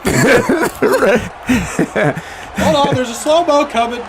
He's celebrating with What the did crowd. Reyes do? Oh, this is Reyes. Now we're going to get into politics again here. No, I cut it out. I cut it that. out. Oh, did you cut that part out? Yeah, here we go. I did see this part. Here's Reyes. Krylov, what are you doing exposing yourself? Reyes hit him right on the chin with a left. I need some better terminology. No, exposing yourself is great, Brent. Is he indecent exposure here, or is he just leave his chin open? You're good, though. Indecent exposure. Oh, man. I love it. I love this game already. You've been paid to do play-by-play. You just Not in UFC. Oh, they're saying that. I'm about to get paid. Well, here for this usually one. I do a little homework, like who's who. Hey! I need to change up my voice. I feel like too. I gotta get like more like what sport is next? What am I doing? You're doing basketball. Oh yeah, I got this. Marv Albert. Yes. Basketball. Yes. Hey, Brent. Adapt. Can't wait till we do the Kentucky Derby. Brent, you call basketball. You can get the basketball one. Yeah, that's fair. You call basketball. There's not really too much basketball going on in this clip. So anyway, Austin, this is your last one. Trae Young last night, Hawks Magic playing game. Yep. I figured this would fit right in. Hamby, did you watch it? Okay. Nope. Okay. Oh, that's a bummer. I mean, it's pretty self-explanatory. Hamby just hit it. I think Austin will be able to explain it pretty well. Trae Young for the drive, and rejected. And he goes flying into the crowd. Trae Young hustling back, not really hustling at all, actually, just kind of jaunting back. Trae Young's not even on the court anymore. Did Trae Young leave? Did Trae Young get his up? And Trae Young is back. Once again, the driving and one. No and one. Trae Young, ice water in his veins, by the way. He likes to score. No, he doesn't. And now Trae Young seems to be, and this is a youthful term, crashing out. He is walking off the court. Maybe had enough with the Disney crowd. He's had it with these fans. He's out of here, everybody. And this is what happens when you traded him for Luka Doncic. Yeah, Atlanta up, and we're getting a little recap here. Kicks the ball to a nice young lady over there. And decides to just keep the ball, not giving the ball back. Much like my French bulldog I used to have before the divorce. Lost him, though, in it. It is what it is. Trae Young, though, has been suspended for the game with 2 technicals. He's in the locker room cooling off, and I'm sure Atlanta Hawks fans are wondering, why did we trade Luka Doncic for this guy? Once again, kicks the ball, slams it, and then just the ref can have the ball back, please. No, you cannot. I'm Trae Young, and I guess I am somebody. There you go. I'm taking my ball and I'm going home. There you go. I thought you were going to throw That's in. hard. This is hard, by the way. I thought you were going to throw in there that, he kicks the ball to the woman. I wonder if he asked for her number too. Did you see what the guy did last night I did. for the Braves? Hamby, did you see it? I didn't watch the game, but I saw that he got dinner, or got lunch with her, I think. Oh, yeah, but now, so for the segment. They're leaning into it. Well, yeah, but now he's riding a giant hot dog this time for like the segment. Instead of like going up to a person, there's like a giant hot dog teeter-totter, and he was riding it. So take that for how you want. But did he really go to lunch with the lady? What he tweeted, I think. Good for that guy. By the way, he is getting hammered. People are in their feelings about this. Unbelievable. Like, Brent, people in your profession they are. Feel a certain type of way, man. Well, it's the women really are. Yeah. Most women. Yeah. You'll get your self-righteous like guys as well. Yeah. But and believe me, like I said it yesterday, I said I have a lot of thoughts on this. I just feel like as soon as it's probably just unfair. Again, that student at Florida. Do you see the student at Florida? The female reporter? Mm-mm. You're not on Twitter that much these days. Mm-hmm. But I mean, I have a life. Do they also have a? Do they also have? Do you? Do they also have a? I got sunburn on my head. Obviously, I'm outside. Do they also have? Like, what are their thoughts on that? Like, that's what I'd like to know. I'd almost like to juxtapose the two. Yeah. But there's a lot of female reporters specifically that are in a certain way, and I actually think they're characterizing it wrong. I think what you said yesterday, it's like if the female reporter did that. And it worked out fine, right? And it didn't get pushed too far. Like this one, I think he got lucky that it didn't get uncomfortable. Sure. I think people would be like, yeah, that's fine. That's cool. Yeah. I think people would have been accepting. Now, a lot of female reporters are saying, oh, if we did that, we would be looked at as XYZ. Correct. And I don't necessarily think that's true. That's true. I don't think so either. I would have celebrated. You would have been on the Brent Austen Show. Yeah, I don't think it would have gave you some props. I'm not telling you nobody would do that. Everybody's going to have different feelings about this one. My only thing is, did anybody get offended? Did anybody get hurt? No. Might be a true love story. It all worked out. Then why are we complaining? What was interesting was how they reacted. So apparently, Hamby, you're saying, and you guys say, like, they didn't like apologize or do anything. They're fully leaning in. They're leaning into it. Yeah. I like it, man. Braves about to be on the. Good try, guys. On the play-by-play. Yeah, we'll do Thanks, better. Casey. I mean, so, now we get Mr. an idea Hugo. That's like average. Oh, I'm sorry, Killer Tofu. I'm really enjoying this segment. Thank you, Casey. Yeah, you're welcome. Is Actually, that your burner? No, it's not. Okay. We're not done yet. I'm going to give Hamby actually an opportunity to one-up you guys. Oh, I can't wait for this. Hamby's got a clip. Hamby, I did you a little bit of a disservice. It's basketball. I'm not. It's not basketball. It's baseball, actually. Oh, right in the wheelhouse. Lane. But I can't really tell you too much about it. So basically, here's what I'll give you. Major League Baseball, last night, when the clip starts, there's going to be a random dude walking to first base. Assume he got a hit. Okay. All right? And then from that point, it's the ninth inning. big-time moment, 2 big-time teams, one you may even care about. And you're just going to have to call the last out of the game and really get in the moment. And really, when I think when you see the teams, you'll kind of get in the moment and realize what the situation is and how potentially embarrassing it may be for one of the teams. Hamby, when you're ready. All right. Bury the Braves. We're picking this one up in the 9th inning. Brian De La Cruz trying to resurrect his career with the Braves. He gets on first base. We're in the bottom of the 9th, trying to salvage the series and win 2 in a row for the first time all year. Mr. Glasses' Nick Allen pops it straight up on a 3-2 count. Vladdy is camped. Vladdy with his arm out. Vladdy catches the ball, and he celebrates his $500 million contract. We got 2 hot dogs waiting in the air, just like Wiley Bauer just rode a couple innings ago. The Braves fall once again 6-3 to fall to 5-12, and their miserable season continues. That was great, man. What's up with the hot dogs? What was it? Mr. Glasses? I like that. I got him and Sean Murphy now sporting the glasses now. Hamby, you kind of crushed that, man. You want to learn from Hamby? Hamby does watch those Braves, man. Shrimp going to be calling you in no time. Like you had watched that 9th inning, I felt like. I'd watched the day before. That was great. That was fantastic. There's nothing better than have Hamby calling a Braves loss with the Braves hat on. That just was a happy accident. When I came in here and saw he had the Braves hat on, I was like, this is perfect. So, yeah, good job, Hamby. So we got to find some good play-by-play material. Did any three of Georgia y'all playoff know? game for sure for Hamby. Yep. Did any 3 of y'all know who either of those players were? Either the one on first base or the one hitting? I did, I knew Vlad. only because of autograph stuff. I knew Vlad. Well, No, on the Braves. The guy who's running on first or the hitter? No, you said De La Cruz. Brian. Not De La Cruz. You said Yes, he did. Brian De La Cruz. Yeah, I've heard of him. Okay. Former Jumbo Shrimp. Jumbo Shrimp, right? Yeah. And Nick Allen. Nick Allen, you referenced him the other day. You said he should be playing instead of Arcia. Yeah. Like, I didn't know. Is that a thing? Well, he starts every other game. Okay.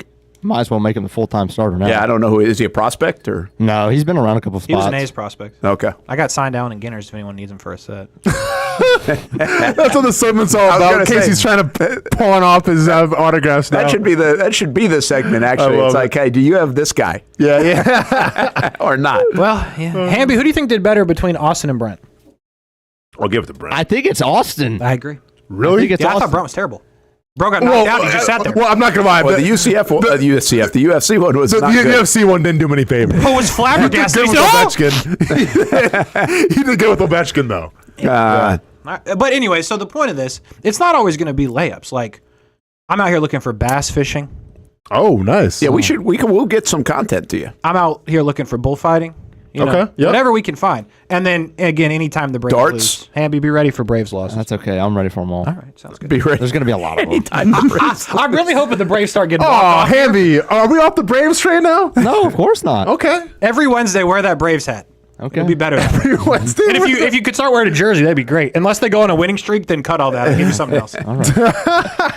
All right. All right, let's take a time out. Brent Austen Show on the Action Sports Shacks 24/7 Network. That's Casey Kurtz. Join Austin and Casey tonight for Scrap House, 7 o'clock on the Action Sports Shacks 24/7 Network, talking wrestling. I'm sure we'll get to a point where we do a little wrestling. Actually, next week. Play-by-play. Well, could we do like some kind of game on Friday, Casey, for WrestleMania? You know, maybe like a promo match between me and Brent. Maybe some WrestleMania predictions as well. I need in on I mean, come on, it's Brent and Austin's. It's Brent and Austin's WrestleMania Spectacular. We did predictions last time. Mr. Hugo's been calling for me to predict. Let's go, I Brent. did well. He wants to put money on it. I'll set something up. That's a good call. Yep. Since my other segment got cut.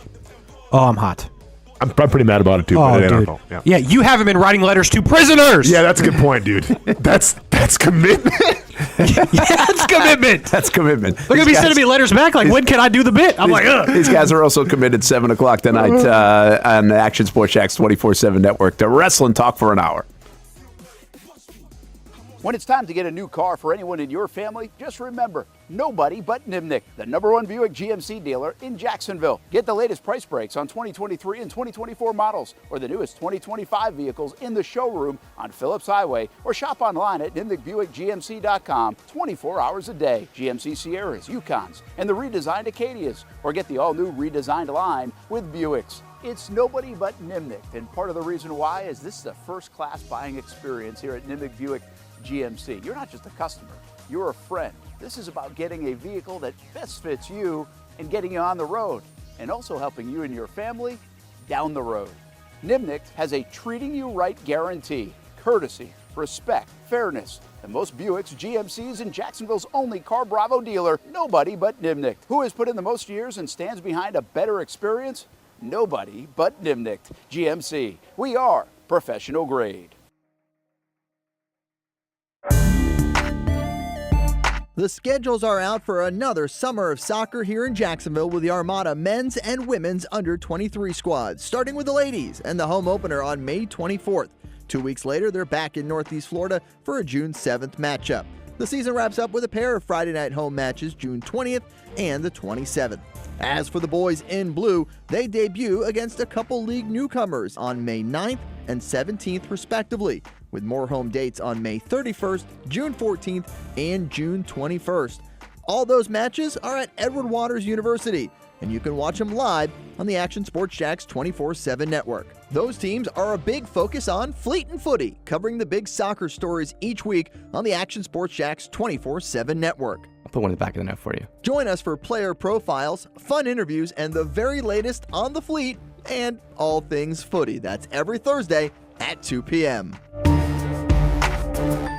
I've been telling you about CGC Water Treatment and Plumbing for a long time now. Their drinking water systems remove up to 99% of contaminants. We've had a Connecticut water softener and drinking water system in our home for more than 7 years. You can see the difference whether you're washing clothes, the dishes, or what I like to do most, fill this up for some coffee every morning, and mostly all day. Remember, if you're not filtering your water, you are the filter. Don't be the filter. Right now, you can get a free Connecticut reverse osmosis system with a purchase of a Connecticut Premier Softener. The experts at CGC Water Treatment and Plumbing will test your water for free and determine your water score. Don't know your water score? CGC will find out and recommend the appropriate Connecticut water treatment solutions so you can improve it. Call 904-552-1242 or visit cgcwater.com. Ask about our 90-day love it or leave it guarantee. CGC Water Treatment and Plumbing, an authorized independent Connecticut dealer. Florida license number CFC 1432579. There's a saying in sports, you can't win them all, but you can win a lot with good folks on your team. Like that one painter, First Coast. It's tough to beat the sun in Florida, so your home fades. It's tough to beat that HOA when they come calling. Beat the sun, beat the HOA with that one painter, First Coast. And it's a good time to do it. Less rain to work around, and painting in mild temperatures is perfect. After all, the paint bonds to the surface so much better. Give that one painter First Coast a call at 904-417-3557 or look them up at first-coast.thatonepainter.com. Fast estimate, guidance on color and HOA requirements, and the highest quality job you'll find anywhere. Be a big winner in your neighborhood with that one painter First Coast on your team.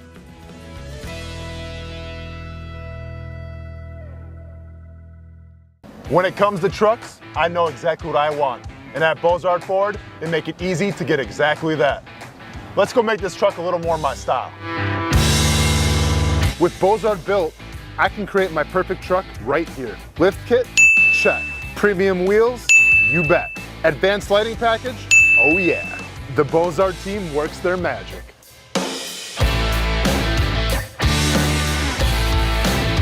From bumper to tailgate, I'm making this truck mine. It's everything that I wanted and more. From the field to the gym to weekend adventures. This truck's built for my journey. Bozard Built. Customized for your lifestyle, built to exceed your expectations. Check out the inventory and available options at bozardbuilt.com. Unleash your dream ride. Customized, covered, and Bozard approved. Welcome back to the Brent and Austen Show, streaming on the Action Sports Jacks 24/7 network.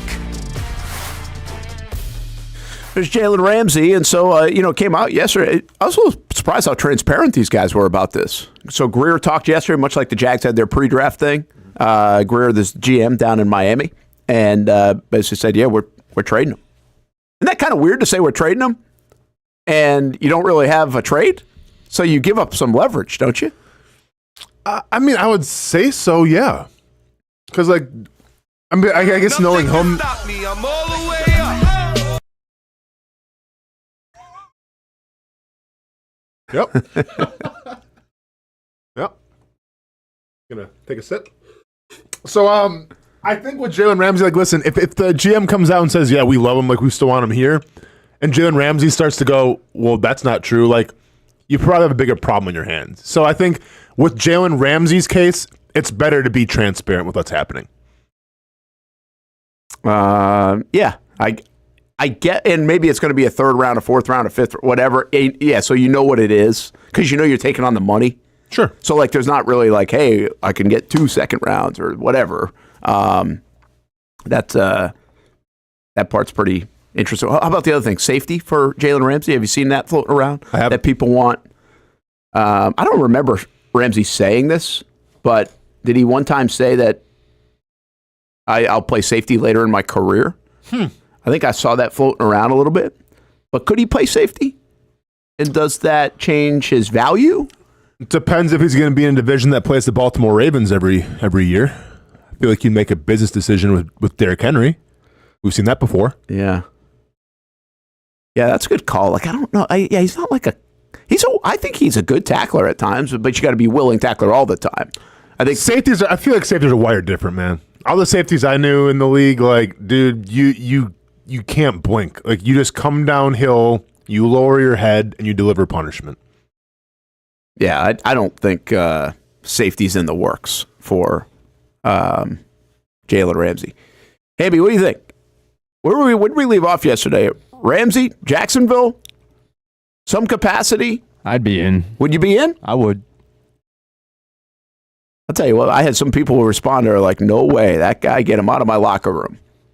I was like, "Man, get a good football player." I think what we landed on, mature than that. We landed on it was just not the right. It's not probably the right time. You're not a piece away. Correct. Like if this is 2 years down the road, giving him a first round pick. Hey, you got to pay him still. That's $20 million. I mean, does that matter? Casey, Ramsey be the tie. Well, it's not sure about tiebreaker, but Ramsey back? Yes, no, makes sense. As a corner or safety? I would think he's a corner. I don't think he's a safety. Sure.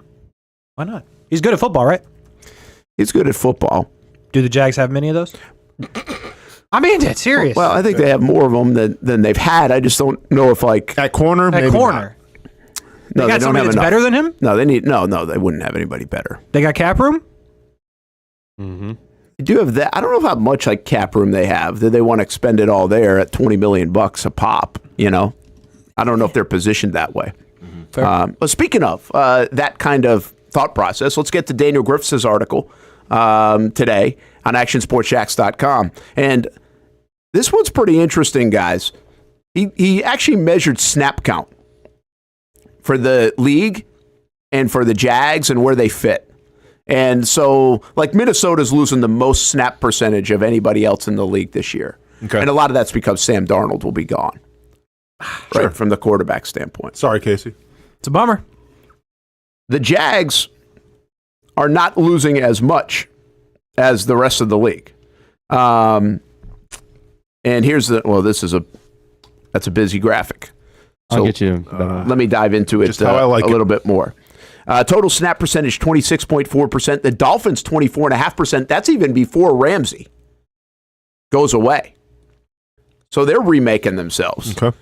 And then you see the Jags, they're in the middle of the pack there at 9.1% that they are losing. Not really much.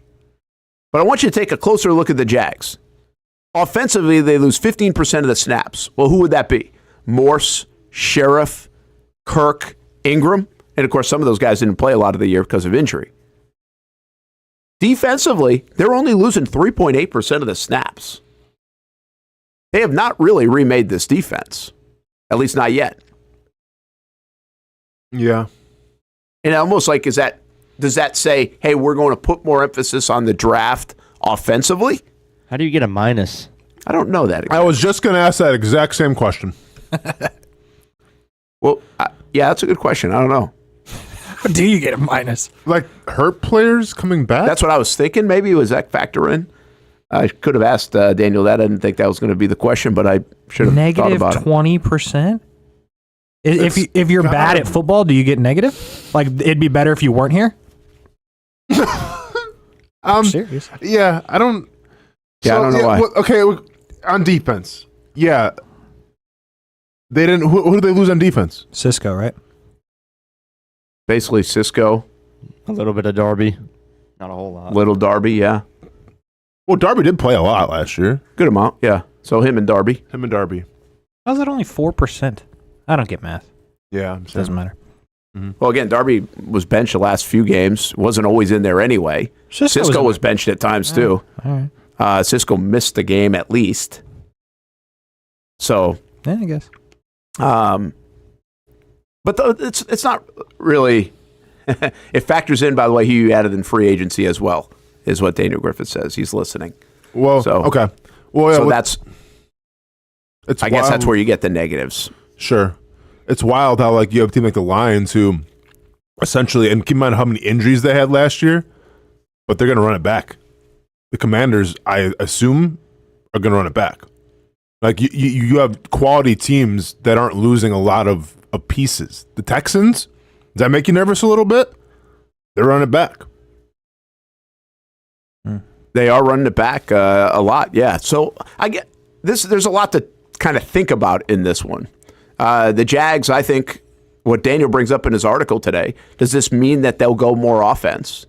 And is it just schematic change and coach change on defense that's going to make the difference for the Jaguars? And just another explainer here. He says Murray and Lewis coming in Cisco and Darby's spot offsets. That's why it's only 3.8%.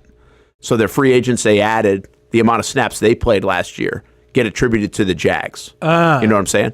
So like they actually replaced So with Cisco the new and Darby. humans, they only have to make up 4%? Yeah.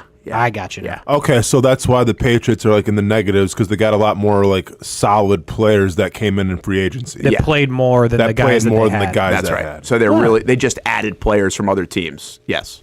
So like the Eagles got and everything else. Yeah, there you go. That explains it. I get it now. Yeah. Math. That's why we have Griffiths do this stuff. And then even on top of it, he has to explain it to us once in a while, which he is. So appreciate it. Well, yeah. I mean, at the end of the day, you see that 3.8% on defense. And, like, does that make you feel good? And then you have to go with the offense? Possibly. But was the defense good last year? No. So then you're bringing back a bunch of guys where it wasn't good last year. So I don't think this makes a case where it's like, all right, we got to address offense because the number's so much higher. I think you have to address both. You have to address the offense because, yeah, the number is high, and you have to address the defense because, well, it's only 3.8%, and guess what? The defense wasn't good last year. Yeah, and I think, again, to add to what you just said, I think this really targets the draft because with the explanation of, hey, you've already done some of this work in free agency to now only have 4% of the snap. I mean, what can they add that's going to make up for that 4% or bump somebody else out of the way on defense?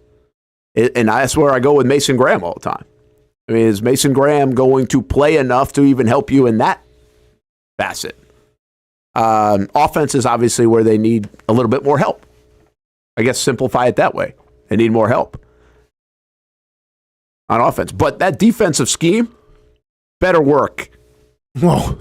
The scheme, I mean, that's what this tells me too. I mean, you go 32nd in the league on one side of the ball in a lot of categories, and you're really running a lot of it back, or you don't have to replace too much more. Now you bring new bodies in again with Lewis and Murray, but there are a lot of the same players. Those guys better get elevated by their coaching and by the scheme, which I guess we already kind of knew. Or this reinforces it. Do you bring in Mason Graham? Or you go bring in more players in the to draft? help that scheme out? Because like the question is, how much can the scheme do for you? Like the scheme's going to only be as good as your players will allow it to be. You know, it's like once again, it's like what came first, chicken or the egg? Doesn't really matter. At the end of the day, if you don't have the players to get interior pass rush, doesn't matter what kind of scheme you run. Yeah, you got to be able to get there. Correct. That is paint the play, paint the players, paint the snap count from thatonepainter.com/first-coast. Check them out as well. Right online, if you are your painting needs this spring, it's a great time to do it. Interior, exterior, all throughout Northeast Florida with thatonepainter.com/first-coast. And Daniel Griffiths' writings on actionsportsshacks.com. Yesterday, we referenced a couple from even a few weeks ago. So if you want to catch up leading into the draft, all the different topics Daniel's writing about. And yesterday was a fun one with all the different draft picks that the Jags have had, who's the best in each round. So you can play along with that from yesterday's show and also on actionsportsjacks.com.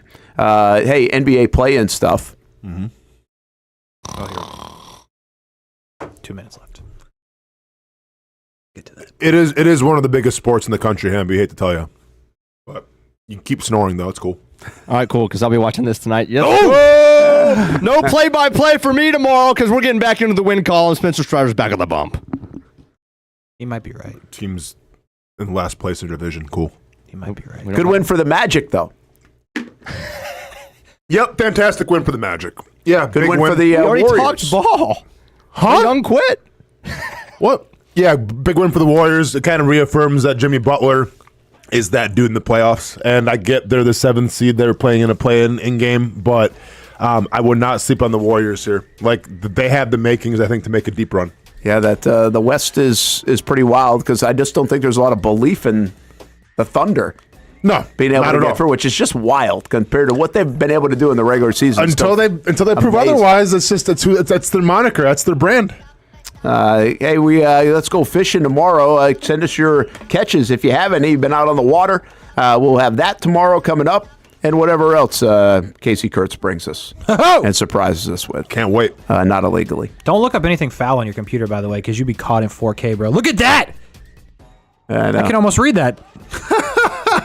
Don't do nothing This is foul. Daniel Griffiths' article right here. I'm reading it on actionsportsjacks.com. Have a good day, everybody. Most of us know how to throw.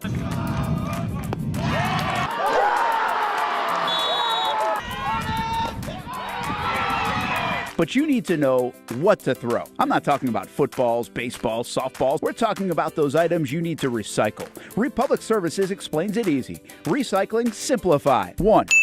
Know what to throw. When in doubt, throw it out. 2. Empty, clean, and dry those materials. It takes an extra minute, but it makes a big difference. And 3. Don't bag it. This makes the recycling process faster and more efficient. This is a look at the Republic Services North Florida Recycling Center. You can make this process even more efficient. By utilizing those 3 steps, Republic Services can help you become a better recycler in your home. Learn more at recyclingsimplified.com.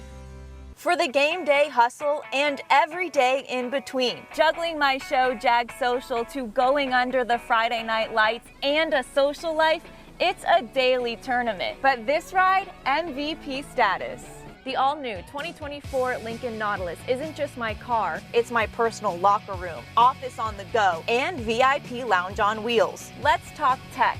My profile remembers everything from customizing my dash display to setting the ambient lighting and my signature scent. And wireless charging, essential for live tweeting scores. Whether I'm packing for a beach day with friends or heading to the gym, there's space for every passion. After dominating all day, this becomes my recovery zone. The massage feature is like having a personal PT on call. Life's a non-stop game, but with this ride, I'm always on my A game.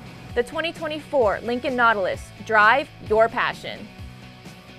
You trust CGC to make your water great, and now you can trust CGC with your plumbing needs as well. Fast, convenient scheduling, licensed and insured. A quick call away at 904-552-1242. You never know when you're going to have an issue with a shower, toilet, or maybe it's a sink that sometimes is easy to fix. All right, let's be honest.